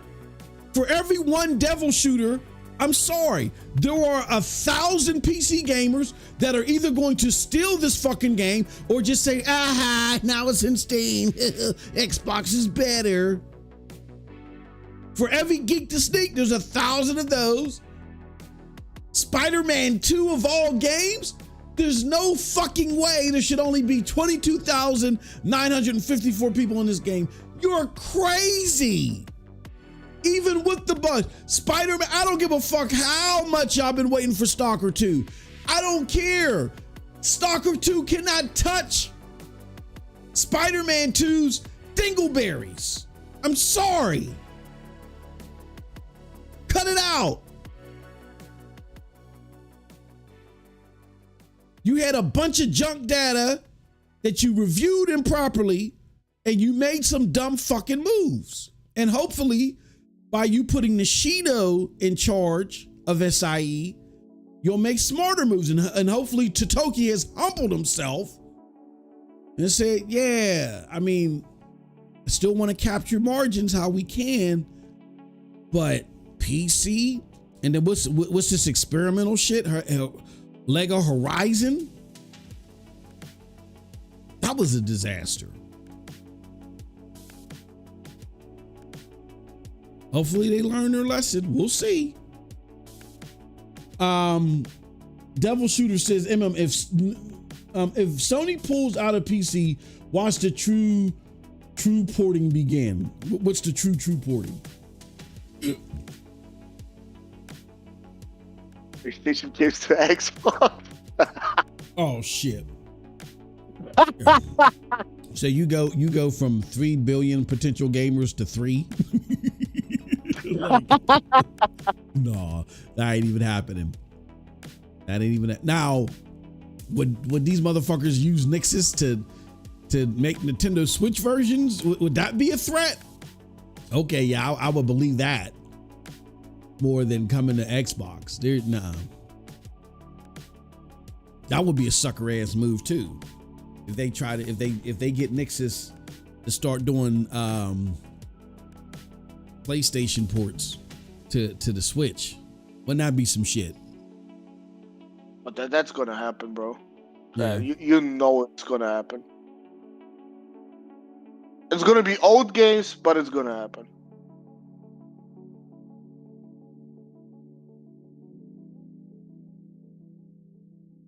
Yeah, it's a sucky world. Like I said, their best foot forward to me is for raising those margins is through the cloud and the majority of PC gamers on cloud that don't have the hardware. There are a lot of PC gamers that don't have the hardware that would probably love to play Spider-Man and shit like that don't fit into this weirdo Steam camp. And with their busted up rig, they can play Spider-Man at 4K 60. Oh, they would love that shit. They would buy it at full price in a fucking heartbeat, even if they had to wait. There you go. No piracy. You get all the money because they still got to interact with the PlayStation Store. It's just in order for them to play, they got to play it through the cloud. To me, that's your margin winner. Your way. I mean, thank goodness you spread it to the portal. Now it's a little bit more useful, but you're wasting the potential of your cloud. And then it can lay in the periphery, it can lay in the back. Your number one way to engage, day and date, of course, but just from a quality perspective, your number one way to engage with PlayStation games is through PlayStation. And look, if I'm PlayStation, the cloud is even better because if I got a fucked up ass rig or a Chromebook, let me use GeForce Now as an example. On my fucked up Chromebook, I can play AAA games on there. So can you imagine? You got a fucked up Chromebook. Now you may have to wait, but through the PlayStation Store, I can buy Assassin's Creed Shadows and play that motherfucker 4K 60. And guess what? You're not forsaking your 30% because you bought it off the PlayStation Store. Look, Sony, you can help me get rid of all these other businesses I'm running. Just give me a holler. Just hit up MM2K on Gmail. Just give me a holler. We can talk.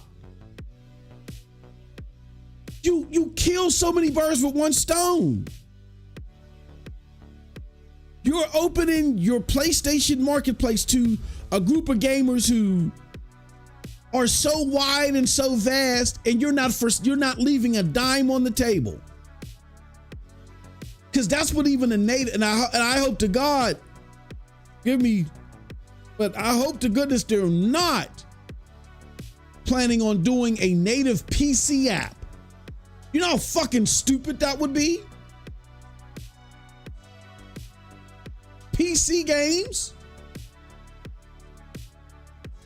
on PlayStation games on PC. Okay, they might get to PlayStation games, but after they get to PlayStation games, where are they going for the multiplats? Again, to Steam. You nix all that in the bud.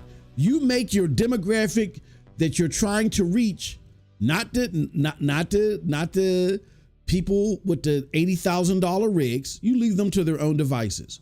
You make it to people that would love to play your games 4K 60, but don't have access to the hardware otherwise. There's a lot more of them than the people that have the hardware natively. And then you still get 30% of everything that even isn't yours. But you make it best on your console. So what happens is, as they're playing on through their Chromebook, they were like, damn, I want to start getting this shit day one. This shit is awesome. I'm tired of seeing these commercials and I gotta wait a year. Let me build up my cash and I'm buying me a PlayStation. Oh, there's a sale. Oh, fuck. Now I'm hopping on the PlayStation. You see what I'm saying? And they still get to keep the games that they bought because they bought them from the PlayStation Store. There's no worry about conversion or rebuying their catalog because it's all pivoting from the PlayStation Store. I don't know how nobody thought of this. Who are you paying over there? I digress. It's time to make fun of some fanboys. But let me go to the chat. He says Nintendo does expand, but smartly. They make mobile specific games, for example. If he truly wants that, PC is no longer necessary due to Xbox dying.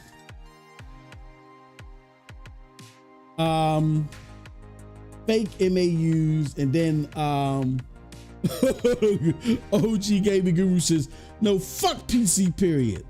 Exclusive $39.99, $49.99, 300 digital PlayStation 5 disc, $600 to $650 PS5 Pro. It would be a wrap, only on PlayStation. Screw everyone else. Yeah, like I said, I agree with that. I wouldn't give them anything native. I wouldn't give PC gamers anything native. If you're a PC gamer and you want to play our game, get access to the PlayStation Store on the cloud. Well, the uppity 5% or 17% on Steam. Oh no, fuck that! I need to play it through my 5090. Oh, well, fuck you. Fuck you, because there's not a whole bunch of y'all with 5090s. There's way more people that can't afford it. That's our target demo. Because those are the people that you're going to get it to come over to PlayStation. Go ahead, Cold Blood. You probably don't have a 5090 because the 5090 does not even really exist right now. Well, yeah. Because I'm just saying in general. It's literally a paper launch right now. Mm-hmm. You might have maybe 2,000 people that got a 5090. Mm-hmm. 5,000 people got a 5080. Yeah. Out there. Bruh, that shit is not available at all right now. Even if you wanted one. Yeah. I ain't even in the market for that motherfucker. I was thinking about it, and I'm like, no. Hopefully, it'll bring down the price of the 40 series, and I'll just get me a 4080. I was eyeballing a 4080 yesterday. That was like, $550 or something like that. Yeah, we'll do that. No, that's 50. I don't know. What do you? I mean, real quick, what do you think about that, Cold Blood? You think the 50 series is a ripoff? Yep. Yeah. Absolutely. Like the 5090 is what 15% faster than a 4090. Yeah.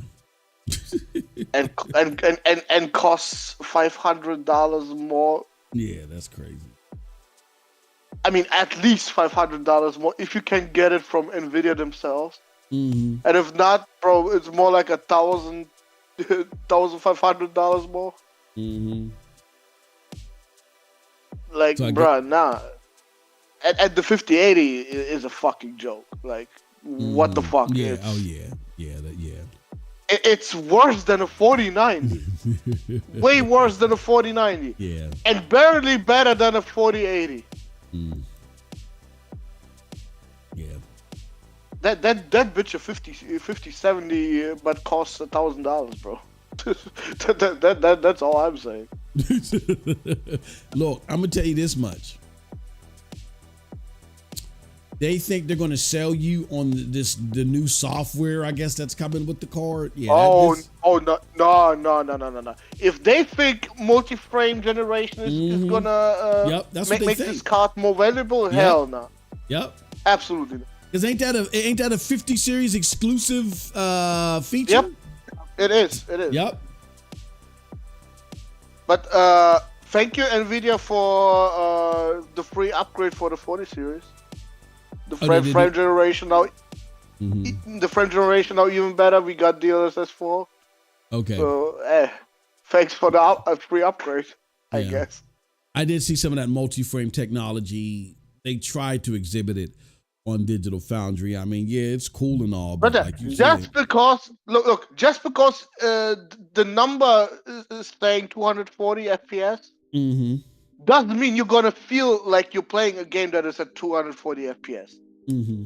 Your eyes might see it, but when you play it, you're not gonna feel it that way. That's what a lot of people don't understand. Because frame generation puts so much fucking latency on your game. It's crazy. And if your game ain't running already at 60 FPS at least, your experience is gonna be fucking dog shit.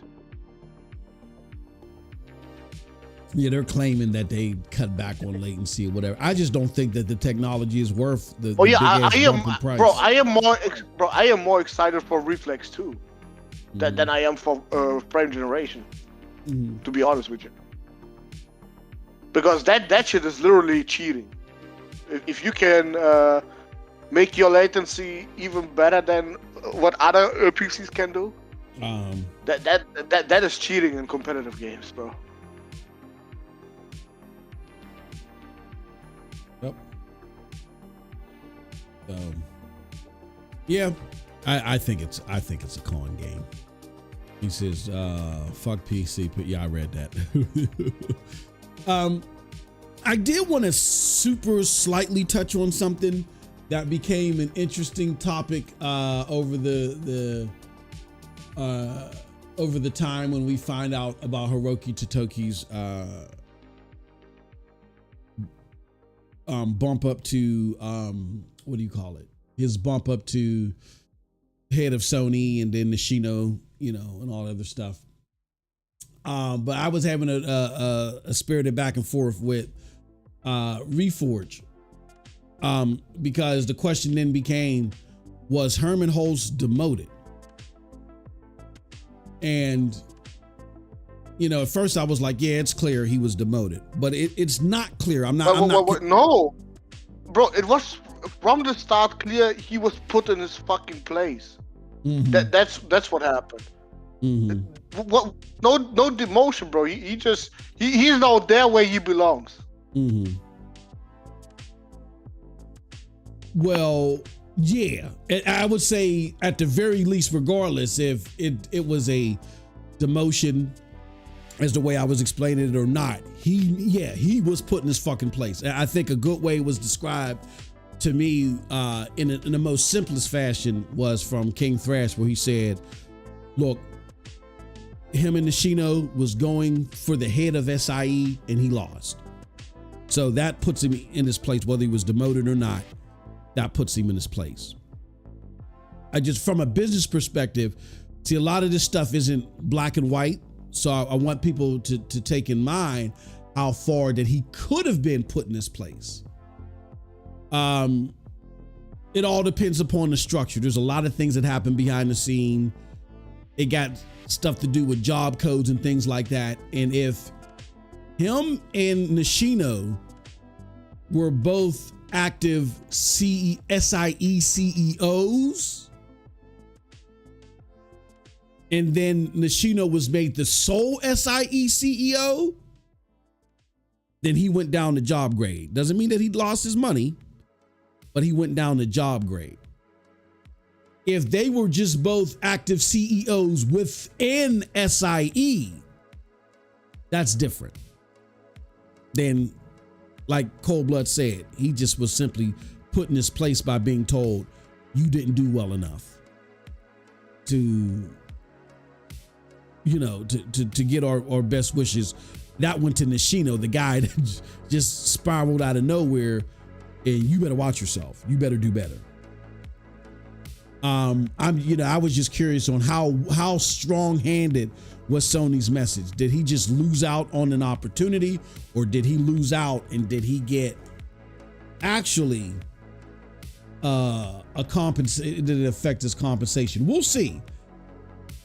Nonetheless, regardless of look, to me it doesn't matter if he lost money on this or not. Absolutely not. I don't give a fuck.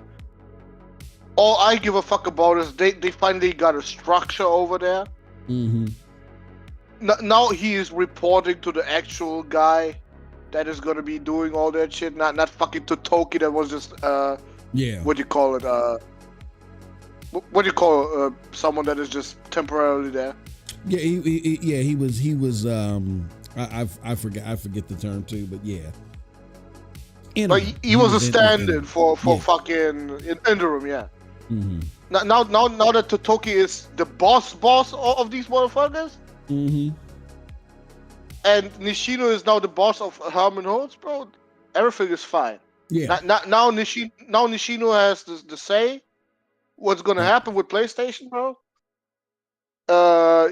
Herman is gonna go back to what the fuck he was doing from the beginning, getting the fucking first party up to speed. Mm-hmm. And now we're gonna see if Nishino is the fucking guy or not. Well, I could not give, bro. But I could not give less of a fuck if that affected Herman somehow. Like, bro, I don't give a shit. Well, the only reason why I was bringing that up and I'm still keeping an eye on that is because I want to see how much he pissed them off. That's all I want to see. I want to see how much, because I want to know how close to the door he's at. 9 games canceled. 9 games canceled. What do you think? Yeah. I'm just curious on how much, like, if they, because if they bumped him down to job grade 2, oh, he's out the door. Opposed to being on watch. And he is on watch 100% now. Yeah, he's on watch 100%. But I wonder if it's just a matter of time that he's out the door.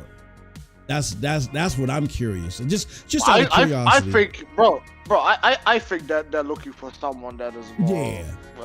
What's that? Shawnee Boss or Sean Boss or whoever that is? Sean Bass. The 3P developer or the 3P. I'm sorry, not developer. The third party, the one that you showed me last week. Yeah. Shawnee. Shawnee Bass, I think it is. No. What's up with them? Oh. But yeah, I don't think so. I think she gonna stay. She gonna stay exactly where she is because that is what she does best. Yeah. I think they just wanted to be a Japanese company again, and I think that was a huge part of it. Yeah. Get rid of everybody else, all these Europeans and Americans. Yeah, but hey, the last remnant of that experiment is Herman Holst. So, I was having a debate back and forth with someone online. Hey bro, I didn't know there were Herm Holst fanboys and shit. Like, god damn. I was having a back and forth with this Herm Holst fanboy. Herm got Kojima to do an espionage game. He brought his Astrobot. I blame Jazz for that. Not fake Jazz. I mean the real Jazz. I blame him for overhyping Herman Holst so much. Oh, did he hype Herman Holst? Jazz did. Oh, yeah, bro. Every time, bro. Like it was hilarious, but a lot of people thought really he is the fucking man, bro.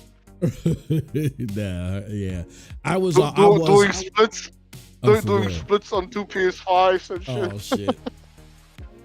Yeah, I was surprised too. I wasn't that apprehensive to him because I'm thinking someone like Jim Ryan wouldn't put. I mean, I was like, yeah, he is inexperienced, but I'm thinking Herman Holst had to have some. He had to have at least a decent amount of competency if Jim Ryan is going to put his faith in him like that. Shout out to Sean who became a member again. Sean, I don't know if you saw my message in the DM. I'm curious if we're ready to go or if I gotta wait for Doriega. I just put out the link for the Discord. Like, well, no, I don't want to do that yet because I don't want. What are you waiting for? I don't want to fuck up what he's doing, and then we gotta start from scratch again. No, when we put everybody in here, I wanted to be done right, and then this is gonna be our home. We ain't gonna be nomads no more. It's gonna be our last and final home.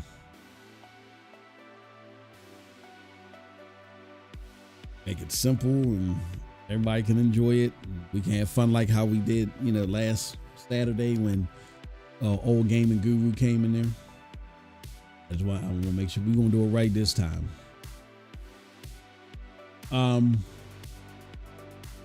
Just cancel your Game Pass subscriptions on the Xbox platform. Demand to know what will happen to all gamers we own console. Yeah. Okay. So I guess this is a good time. We can segue over to the final part. We're gonna laugh at the fanboys. Unless did you have a final question on the PlayStation part? Cold blood. I just want to ask chat, do they still think I'm fucking crazy about Herman Holst? We can make that a poll. Yeah, go ahead, do that. Fanboy funny time. All right, let's close this. All right, let's. Remember, bro, I was the fucking Antichrist last year when I said I fucking hate what Herman done to PlayStation. They told me we cannot take this PlayStation rhetoric anymore. I can't come back to this channel because it gives me Makes me constipated. Oh yeah, they look. And even while we're talking shit on PlayStation, a third of them left. I don't give a fuck. I don't give a fuck. And watch, they'll come back when we start stomping on Xbox. Y'all are in for, let me say this, y'all are in for a rude fucking awakening. And don't come crying to us, you were right. Y'all were right, Cold Blood. Oh, I'm sorry. Don't come to us. Because now is the time. PlayStation has no fucking competition.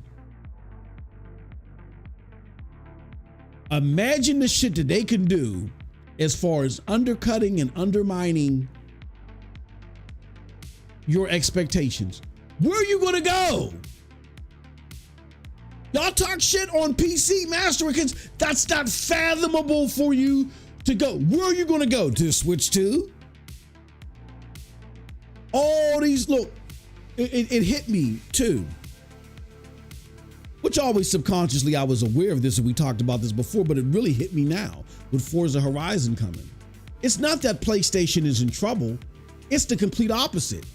PlayStation is flying high. Why? They don't have no competition. So they can literally just sit back and live off of the fact that you guys are now eating off the grizzle of Xbox games coming over to PlayStation. They ain't got to drop nothing now in their minds, possibly. They can have that approach. We ain't got to drop nothing now. Where are you going to go? The Xbox games are coming over here. We'll let y'all salivate and be happy and parade and wave the fanboy victory flag or the console war victory flag just off of that, and we can take a breather.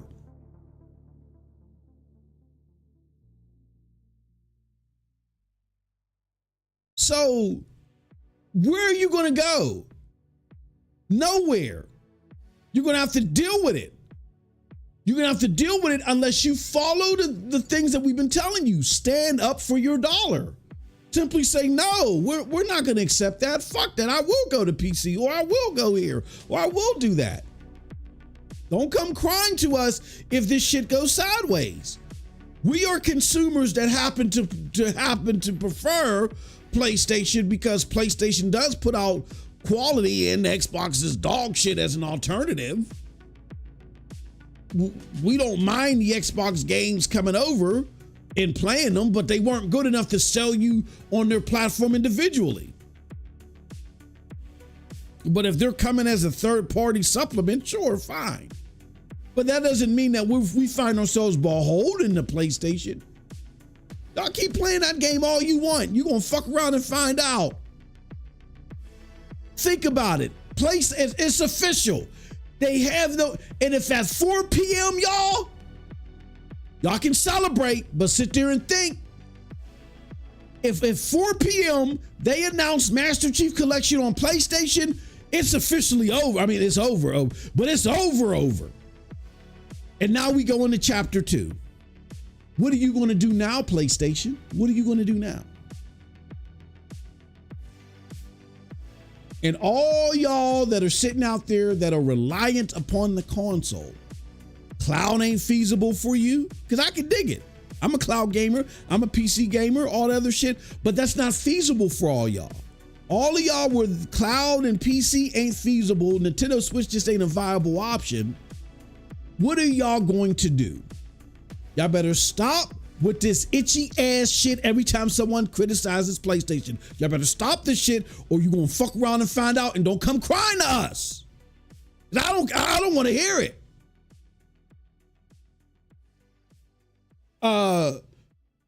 Devil Shooter says, Cold Blood, you were on one of the few sane ones. He says, PlayStation is still on my shit list until proven otherwise. I'm and I can't be mad at Devil Shooter for that. Devil Shooter's been here at the very beginning like Cold Blood. He was full-fledged PlayStation and as shit started unraveling, he was like, man, I'm heading over to PC, bro. I'm not mad at him.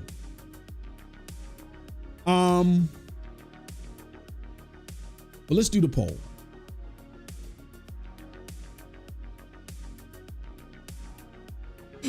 Start a poll. Do you all think Cold Blood is a mad man, or does he deserve his flowers? Can't even fucking type. Let's see here. All right. Madman. He's a madman. He deserves this. He was right. He was right. He deserves his. But to be, you know, he was wrong. So y'all don't sit there and try to be funny. Oh, I'm not saying that he was wrong, but I'm gonna say he's a madman. He was wrong. He's a madman, or he was right. He deserves his flowers. Oh shit. And I'll put and he was right and deserves his flowers. Okay, here we go. Let's start the poll.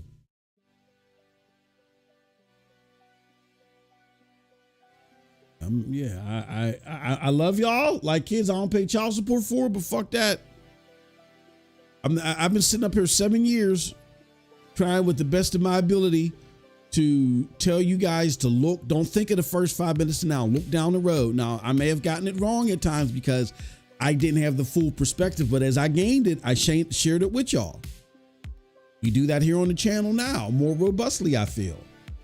We're not doing this. This doesn't excite us that these are probabilities, but you better be cognizant of them and stop getting so goddamn butthurt because PlayStation is being criticized. You need to be more critical now because they have no competition.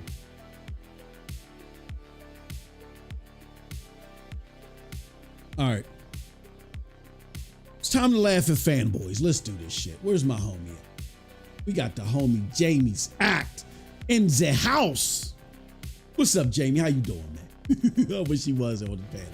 We should probably try to get Jamie on the show one day.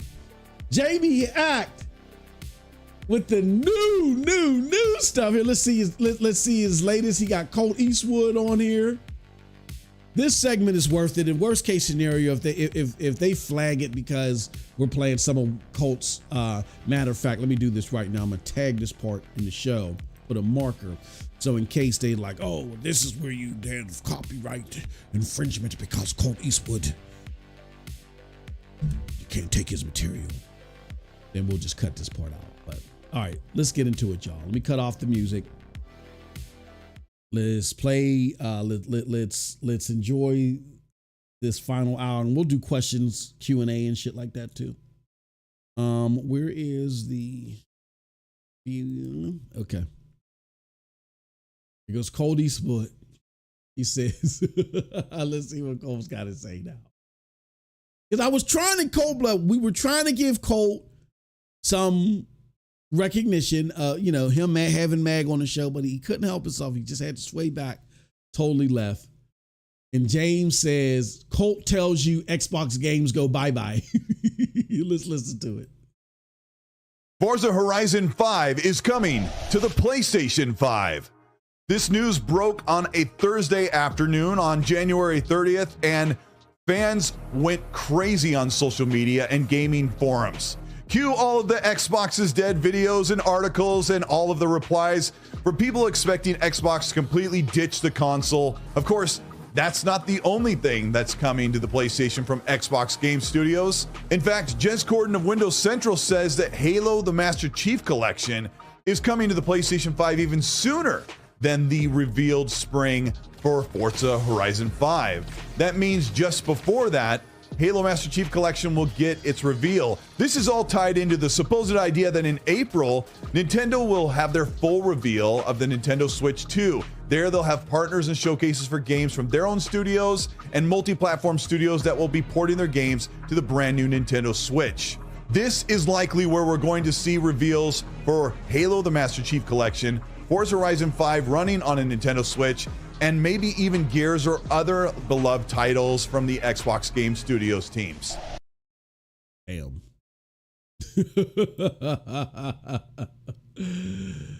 Oh shit, let's look at this one. It says ignorance is bliss. Forza Horizon 5 is coming. Okay, stop. The homie risking for the business. I would love to get him on the show, because I gotta ask him, why would you lie, unless you were capping and you were grifting, why would you lie to your brother like that? Why would you lie to your brother like that? But I would love to get him on the show one day. Not as a gotcha, but I have some straight up honest questions I would ask this dude. He says, Xbox is better, the world's most powerful console. And, oh, this was in 2022. Going to be mad when first party starts dropping next gen games. Elder Scrolls 6, Xbox exclusive Fable, new Gears of War, Forza with car damage. Also, Starfield, Redfall. I remember Mateo. Oh, yeah. Oh, here we go. Here goes your boy. It's coming. Let's listen to see what he got to say. After the latest Destin interview, it's clear that nothing coming out from Camp Xbox is remotely true. In my opinion, today, January the 30th, will be a day that will be remembered as the day Xbox kind of lost its brand. Kinda? Xbox has 3 pillars: Halo, Gears, and Forza. And any one of them leaving mean the others are going to follow. I don't know. I think this Forza news, I didn't care about all the others. I didn't even care about Doom, honestly. It was the 3 pillars that I cared about. And I think that what they've demonstrated today is something that I personally am a little disappointed in. They've basically looked at all their customers. They've looked at, these people interviewing them. In my opinion, they have actively lied to the interviewer's face by saying what they said, and then turned around and did the complete opposite. I mean, Phil Spencer knew that this was landing on the 30th, and he makes a statement like that. I think it's just wrong, right? I think it's wrong. But as it's developing right now, there's no holding it back now. I just think the brand itself at this point means nothing. And Phil Spencer did this. And honestly, I think, Destin asked him, what do you want your legacy to be? And he gave a really cool response, which, was nice. It was heartfelt, and it was nice to hear him being so humble. Unfortunately, he is going to be known as the dude that, one-upped Don Matrick. Don Matrick, we all know from the Xbox One era, but I think Phil Spencer will be forever known as the guy that put the final nail in the coffin. Cold blood. I feel some type of this dude Chaos Lounge, and again, he's another one I would love to get on the show. These are not gotchas. I would love to get him on the show and talk to him too and just ask him some questions. I know he was on Porter Rock show. He says this is Phil's fault, right? And he questions how Phil will be remembered. But do you, and I think I kind of asked something like this before. Who do you think is the most to blame for Xbox failing? Do you think it's Phil not being able to do the things or recognize the things that he needs to do? Or was it the fan base that despite these failures kept egging him on and telling him, yeah, you're doing great, you're doing great, you're doing great? Who do you think failed Xbox more?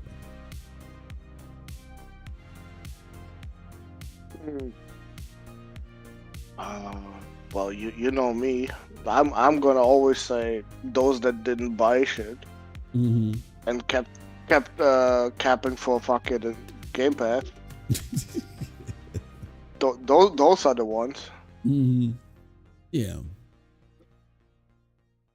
because now Xbox devolved into only Game Pass and nothing else. Yeah, exactly. Yep. Yup. I mean, you remember me saying you got an Xbox for fucking Game Pass and nothing else? Mm-hmm. Yeah. It's so true now. Yeah, that's basically even it now. more so, even more so than before. Yeah. Like now, it's not about the exclusives anymore. Mm-hmm. Not at all. It's only day and date Game Pass. It's all Game Pass. Absolutely. And I've first of all blame those that thought that Game Pass is somehow a fucking replacement for buying actual games. Mm-hmm. But I also say Phil is to blame for pushing Game Pass as much as he did. Mm-hmm. Even going as far as saying because of Game Pass, games sell more. That lie alone, bro, Mm-hmm. is something that he has to answer now for. Mm-hmm. Because immediately, the moment he said that, like 99% of gamers said, "The fuck? Mm-hmm. How?"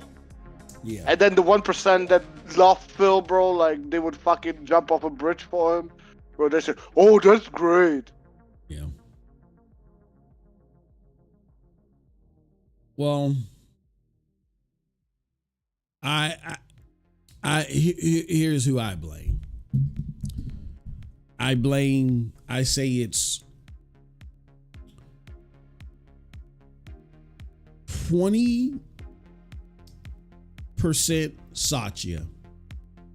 Because when you look at Game Pass, he's the one that created Game Pass. He's the one that went to every area and said, you got to have subscription and then you got to have cloud. So he's the one that made that a must. I say it's 30% Phil, because Phil is the one that, okay, so we know when you do the numbers, Game Pass was designed to fail even if it did have good periods. Like, you know, a good period for Game Pass was during the pandemic, right? Like, we don't have pandemics every day, right? So it actually was growing and growing and growing. And then to prove that ultimately it was going to fail, PlayStation, who has more desirable games than Xbox, experimented with Horizon, right? Over 30 million sold for the IP. Put that in PlayStation Plus just a year after it launched, and they said that they lost $150 million because of it. So it just showed you that the Game Pass business model, you know, when you have these big top tier, top notch AAA genre defining games, you putting it day and date in a service like that, it's just not sustainable, especially when you're putting your games in there and you're buying other games to put in there too. It's just financially not sustainable. But what made the business model a failure and made them had to completely pivot was the fact that Phil could not curate good games. I mean, it would be one thing if Game Pass as a business model was failing financially, because you can't put a whole bunch of AAA games in a subscription service and expect you to break even. That would be different. If down the road you realize, damn, we're really better off just selling these games a la carte or putting them in Game Pass later.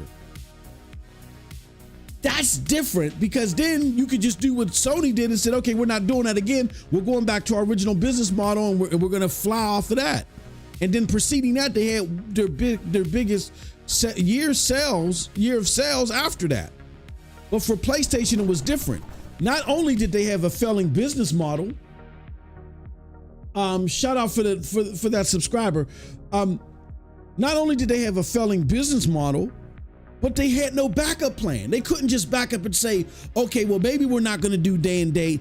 We're just going to sell our games a la carte on our platform and we'll get back in the stride of things. No, it was Game Pass or nothing. So it was failing strategy or nothing. And now you guys are trying to tell us, right? Remember, they were arguing us for years. Game Pass is profitable. Game Pass is this. Now you're arguing, oh, you're subsidizing Game Pass. If Game Pass is profitable, why does it need to be subsidized? It can sustain itself. Why does it need to be subsidized? Y'all argue out of both sides of your mouths. So that's why I say 20% Satya, 30% Phil, and the last 50% is the gamer. Look, I'm going to tell you guys something. Y'all can sit there and make all the content that y'all want. Oh man, y'all threw him under the bus or whatever. That's what the fuck you supposed to do. PlayStation don't make the moves that they make them and make them so rapidly if we don't voice our concern and say, we about to fuck up your money severely if y'all keep on this track. PlayStation said and Sony said, uh-oh, SpaghettiOs, we got to fix this shit. And look at that. The PlayStation community in unison was celebrating for the most part. That's what you're supposed to do as a consumer. Remember Cold Blood when PlayStation no, it wasn't Hermholz. It was Jim Ryan who said we believe in generations, and then come to find out that the games were cross-gen, and motherfuckers, Jay Barry and a whole bunch of motherfuckers was calling for him to get fired.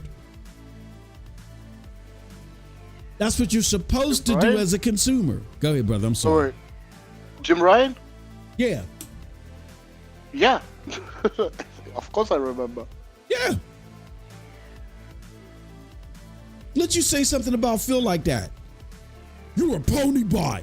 Now y'all coming up with nicknames and shit. No, you're a consumer. You're a pony bot. That's what the fuck you're supposed to do. You're not beholden to these motherfuckers. Y'all really act like you got stock on, not stock in the company. Y'all act like y'all got stock on these executives. Like they're crypto memes and shit. That's the way y'all act. Y'all act like these executives are crypto memes and you got stock on these bitches. That's what the fuck you're supposed to do. They're supposed to feel the pressure when they're not performing. They work for you. I don't work for them. They work for me. I'm feeding their families. In return, they're supposed to give me quality product. It's as simple as that. So that's why I put 50% of the blame on the creator class and the content creators out there. Because instead of holding their feet to the fire, you push their lies. You push their lies. And now y'all want to wash y'all hands of it and say, well, I'm on PC. Well, now I'm on this. No. You help fuck over the people. You help a corporate conglomerate fuck over the people that don't have options. And a lot of times, whatever options they had, they gave it to you in Super Chat and ad revenue. And now y'all can just bounce to PC or bounce to cloud or whatever. They can't do that. So 50% of it, I blame on y'all. And to be quite honest, when I say y'all, I'm not just talking about the content creators. I'm talking about some of the fan base too. Now, if you're happy with the direction, of course I'm not talking to you. You go about your business. You're getting what you want. I'm not talking about you. I'm talking about those of y'all that are now salty now. It's over. This now. I wish Xbox never existed. I'm talking to y'all. At some point in time, you got to realize, let me stop listening to Dingleberry content creator because something don't feel right. I'm not feeling satisfied the way I did when these motherfuckers first came in here before they were getting $80 billion checks and buying up the industry with $100 billion. When they was getting pennies on the dollar, it was a lot better product. Something ain't jiving here. But because y'all didn't think that way, you allowed yourself to be bamboozled. So I'm not letting y'all off the hook either. So look in the mirror. Y'all fucked up Xbox because the PlayStation people, they ain't with this shit. They're not with it. They let it know like who said? Sean Layton said, we think, what did he say? Something to the effects, and I'm paraphrasing here. We think, it's like, I always thought that it would be great for PlayStation to sell their games on PC, but we can't do it because the fan base would go crazy. Yeah. Did you hear that? There's something they want to do business-wise, but they're not even touching it day and date, nor not at this moment, because they know the fan base would go crazy. Microsoft has no such restrictions. They will literally shit on a stick, put 2 pieces of HDMI ports in there, and say, this is the new Xbox hardware. And y'all will buy that motherfucker up for some Game Pass.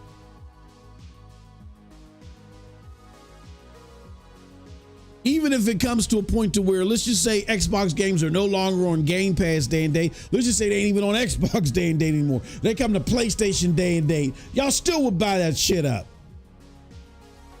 They come to PlayStation day and date, PlayStation and PC day and date. They come to Xbox and Game Pass 8 years later.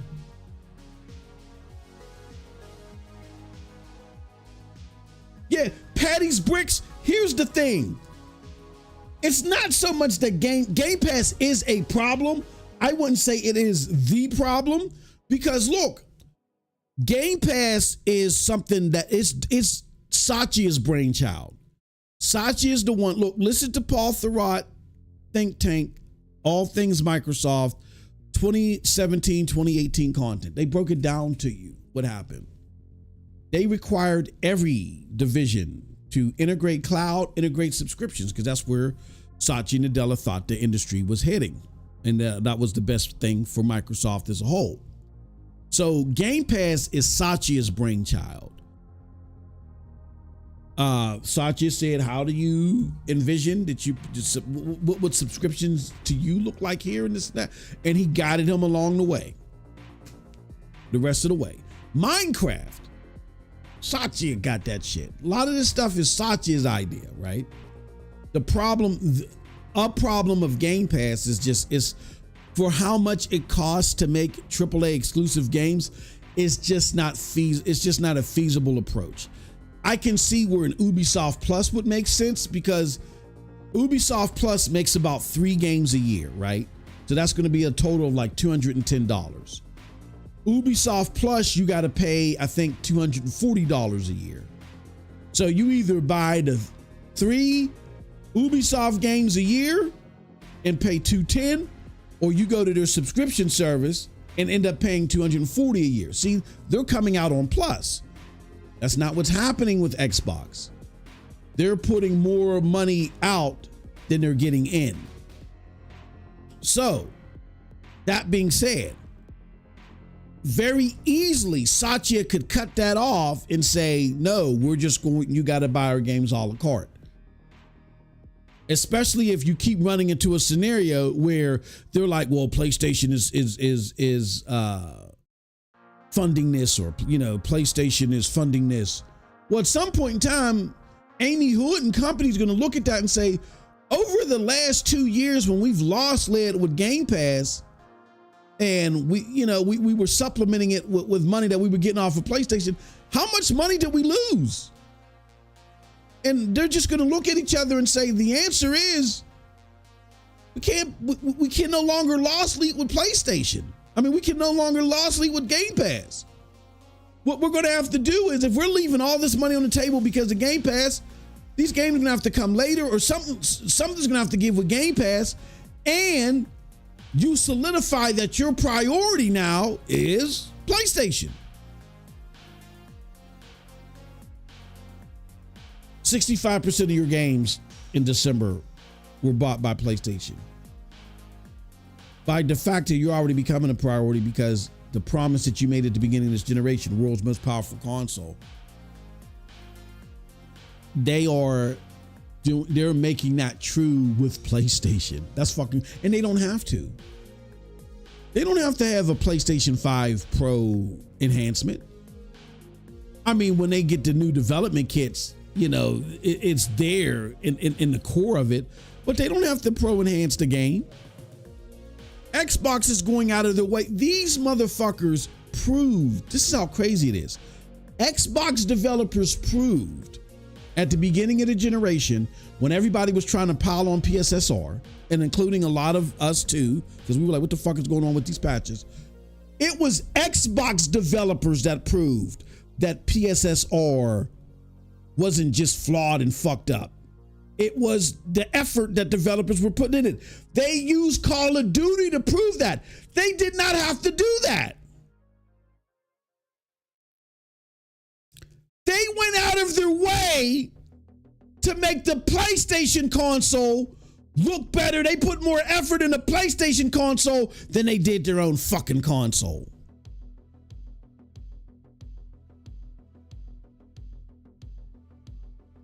Something's going to eventually give. So I wouldn't say Game Pass is the problem. Game Pass is a problem that at the end of the day, even Satya is just going to say, well, we're going to keep subscription services, but we're not going to put this shit in here day and date.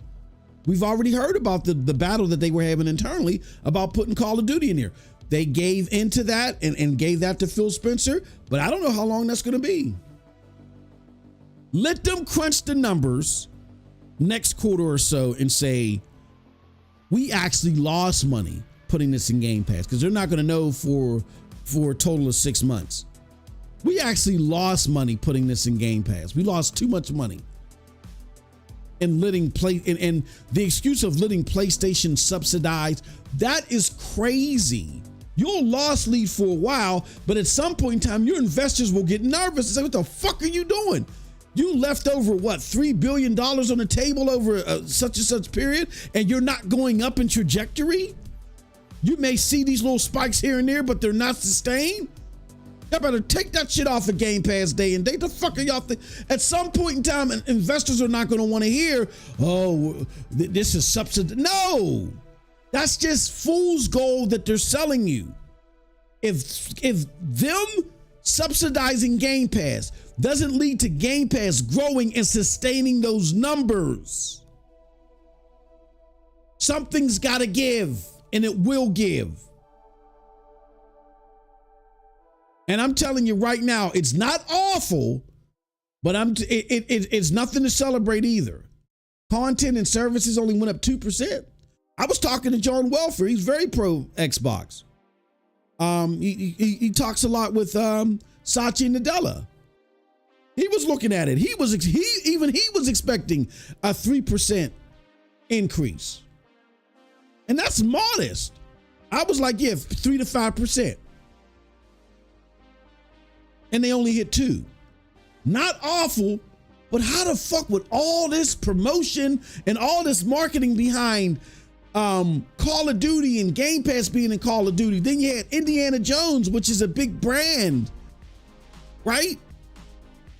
Stalker was in there this month. How do you have all this activity and you only go up 2%? I was born at night, not last night. Satya and Amy are looking at that, and y'all can sit there and curl your faces all you want. Every time I told y'all there will be ramifications after a certain performance. Oh, you don't know what you're talking about. You don't know what you're talking about. These games are coming to PlayStation. No, they're not. It's only the first 4. How many of y'all told me that? You're crazy, remember, it's only going to be 4. How many of y'all told me that? You don't know what you're talking about. And I broke it down for you financially. Why? What was going to happen? I broke it down for y'all financially at the beginning of the generation.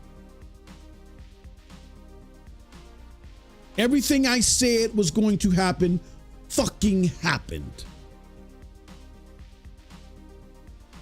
And no, I was not happy about that because I came into the only reason why I'm creating content is because my MO when I first started creating content is at the time I thought PlayStation games were overrated and I was going to prove it to the world. Look at me now.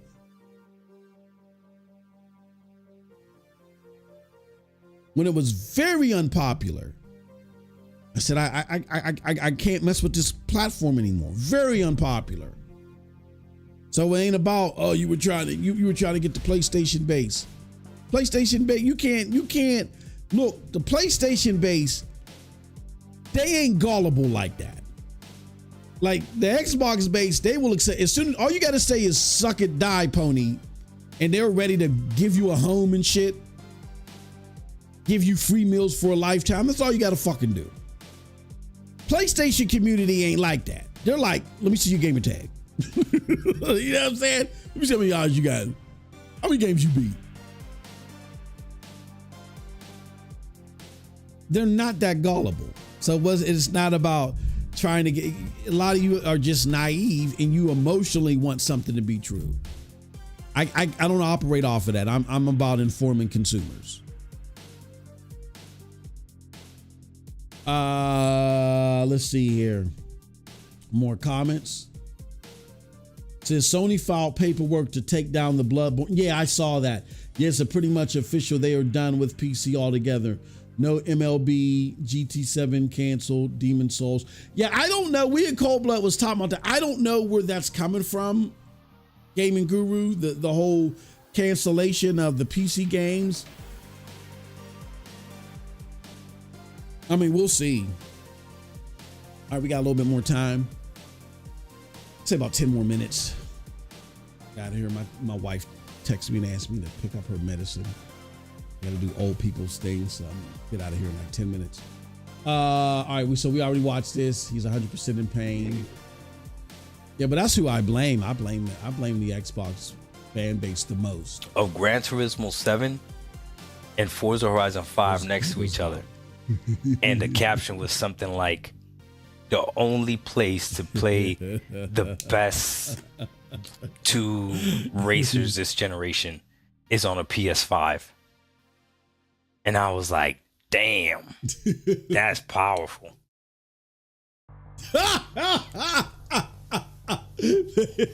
Jamie's acting shit.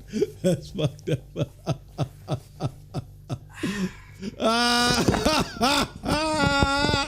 Hey, yo. Hey, Doc. Doc, you better go into hiding. Wait. You wanted me to stay on the losing team? Someone Doc, posted. You better go into hiding. Oh, they coming for you, bro. You can't even play like that, bro. Oh, shit. Hold on. What else? This is more, what's it, Chaos Lounge? Is that this dude's name? So I kind of believe. Hold on. But Forza Horizon, as we know, is not the game. Enough sources have come out to pretty much say it's not. So I kind of believe that. But what I do believe the game is either Redfall, because I've been saying this for a while. I do believe that it's either going to be Redfall, that is going to be the game that's going to be announced, if it is announced at all, as we're about to see, or it's going to be a Microsoft game, not an Xbox game. But Forza Horizon, as we know, is not the Oh, yeah, whatever. All right.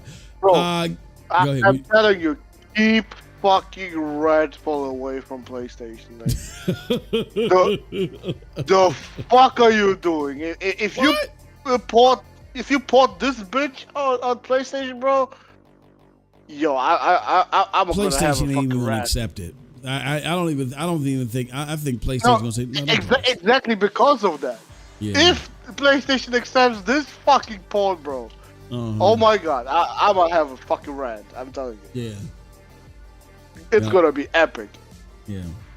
PlayStation, but that game was awful.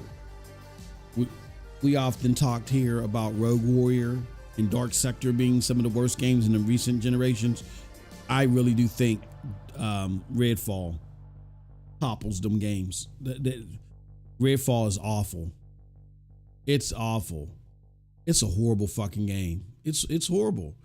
Even if it was like a $20 game, Cold Blood, it's just bad. It's just poorly made. There's nothing exciting about it. And the nail in the coffin is the fact that they charge $70 for that.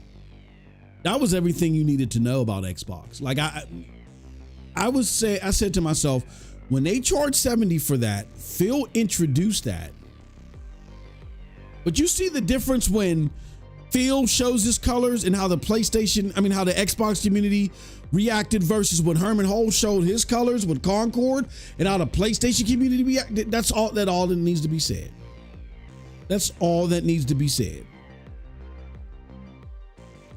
All that needs to be said. Yeah, old man gaming guru. I saw there's a mandate for the Pro to be supported, like with game boosts and stuff like that, but that doesn't mean that there has to be a PS5 Pro enhancement.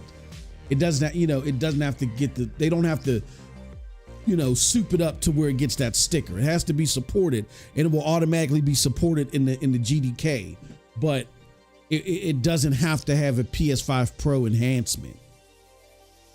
So there's a difference. He said, damn, listening to you both is likely the same.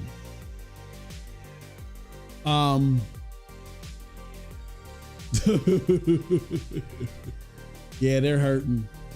Oh, they are hurting. I'm only on PlayStation.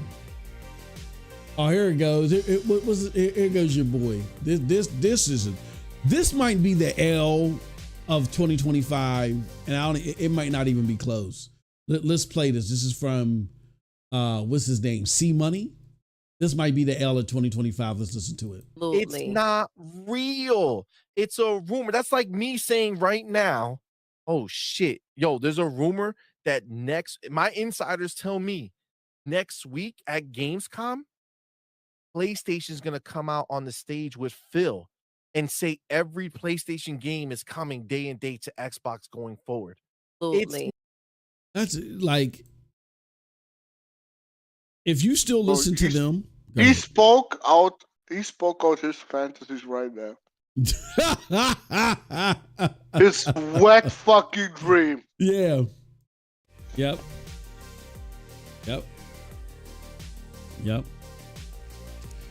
Here's my thing though, Cold Blood. This is why I said 50% of it is on the consumer base.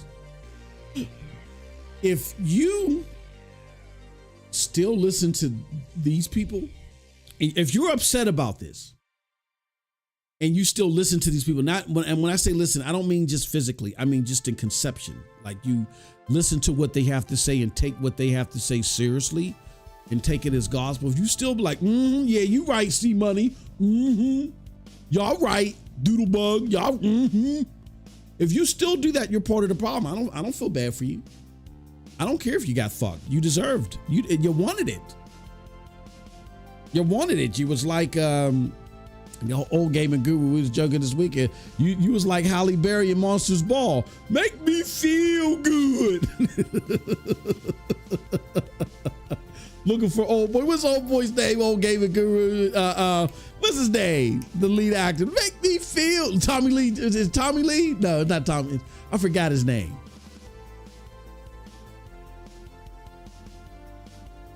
You say, I feel sorry for Hard Geek. Why? Why?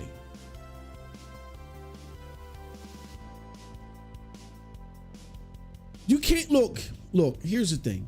Here's what I will say. There was no bigger hater of PlayStation than me.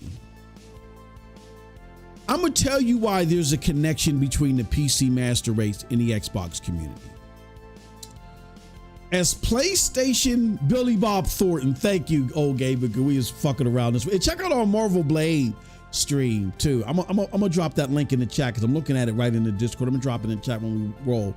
We had a good time chatting it up during the Marvel stream, and Cold Blood and Old Gaming Guru and Sean hopped into. They was playing some games together. Yeah. I don't feel bad for you at all. nobody hated PlayStation more than I did. Why was that? Whether you agree with this or not, there was a community of us.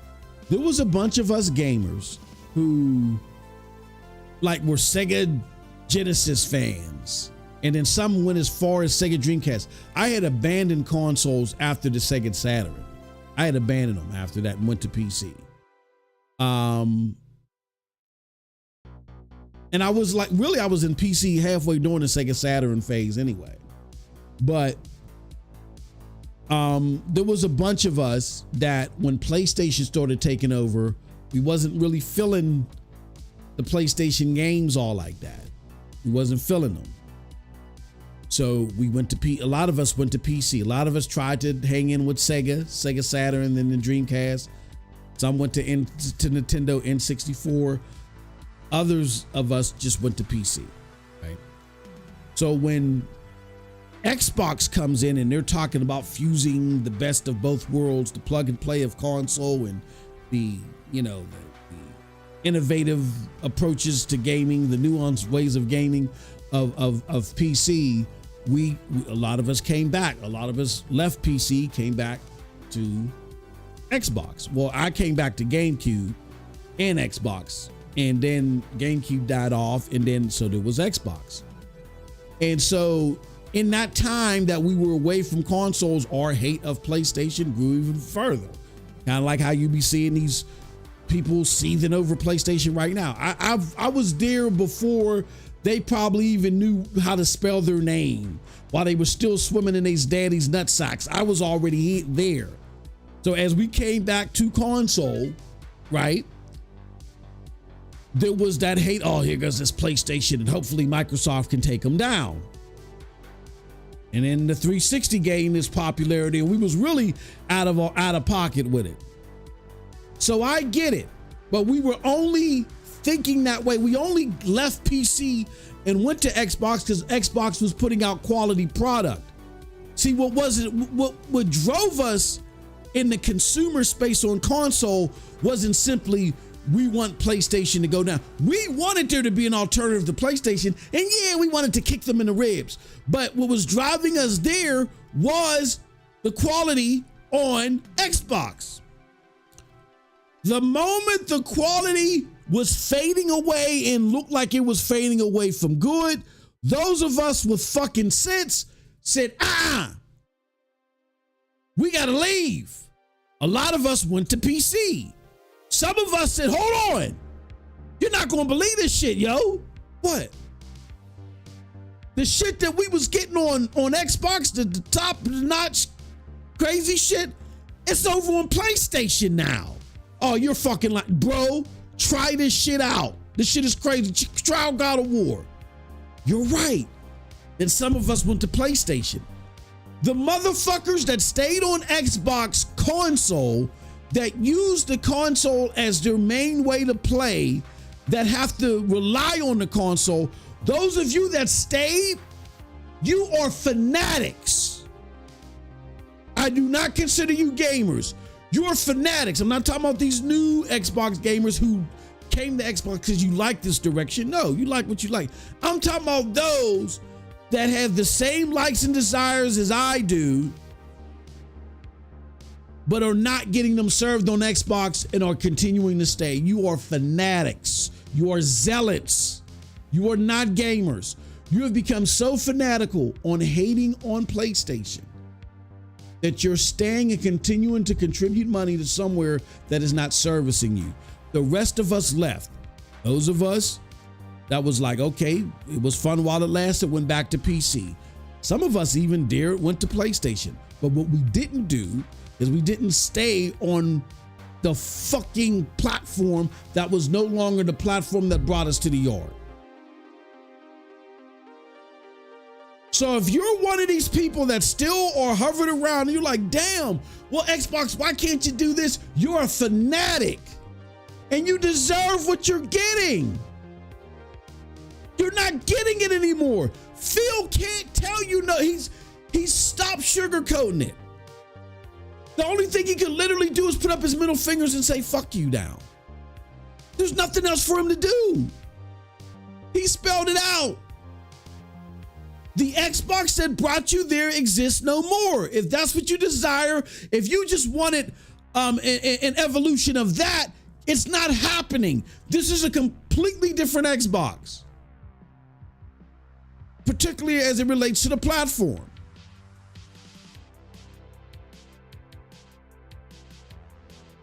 Completely different. If you're still waiting around for a pulse, you're dumb, or you're a fanatic, and you deserve everything that's coming to you. Xbox or Windows Gaming now is becoming a third-party publisher. The Xbox platform is either trying to figure out a way to still maintain hardware and get that market revenue, or they're just keeping you at bay until they feel comfortable enough with the cloud and they're going to say, you either go on the cloud or get the fuck out of here. You staying, hoping for anything else, you're a fanatic. You hate PlayStation that bad that you are willing to pay money to suffer. That's a mental disorder. And you get exactly what you deserve. The Hagit laugh. Wait, say that again. Do the Hagit laugh. Oh. You're funny. You're crazy. That right there is a mental disorder. You couldn't hate PlayStation more than me. I'm sorry. You couldn't hate it.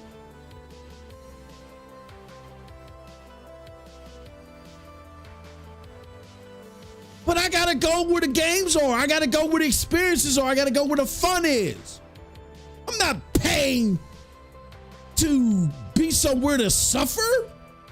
You guys are suffering, and the signs were there for years.